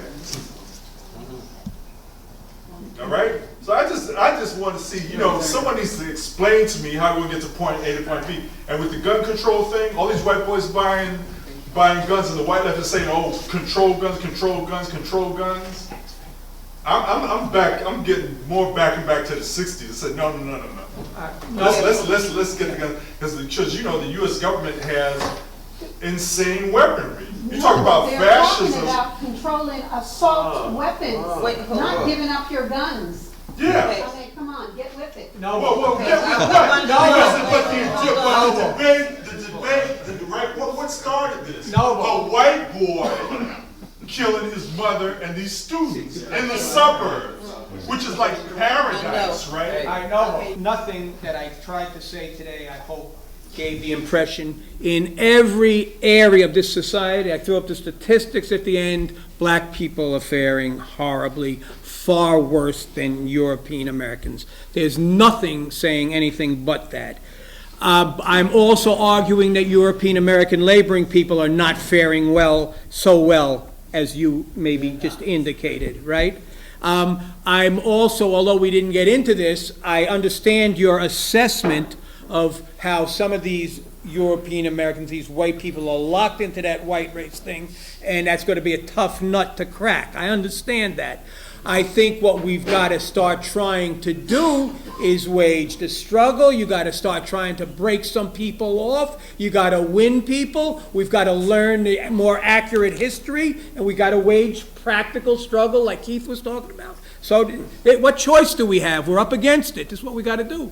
When you talk about the first slaves that were taken out of Africa by the Portuguese, or when you talk about Bartolome de las Casas and him going to the Pope, I guess what we were saying, was that the invention of whiteness? Was that about whiteness there?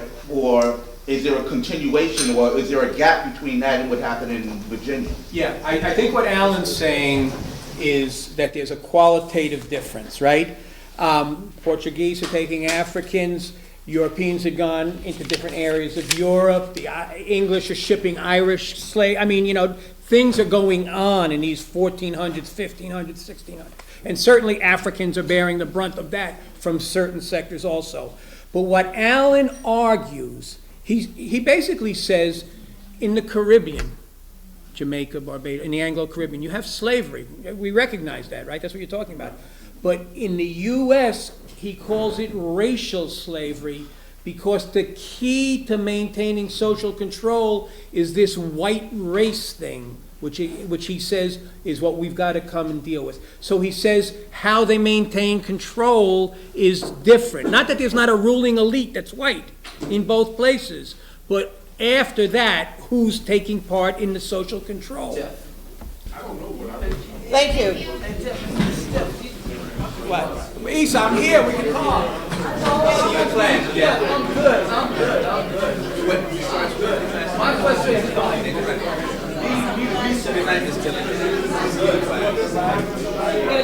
Yes.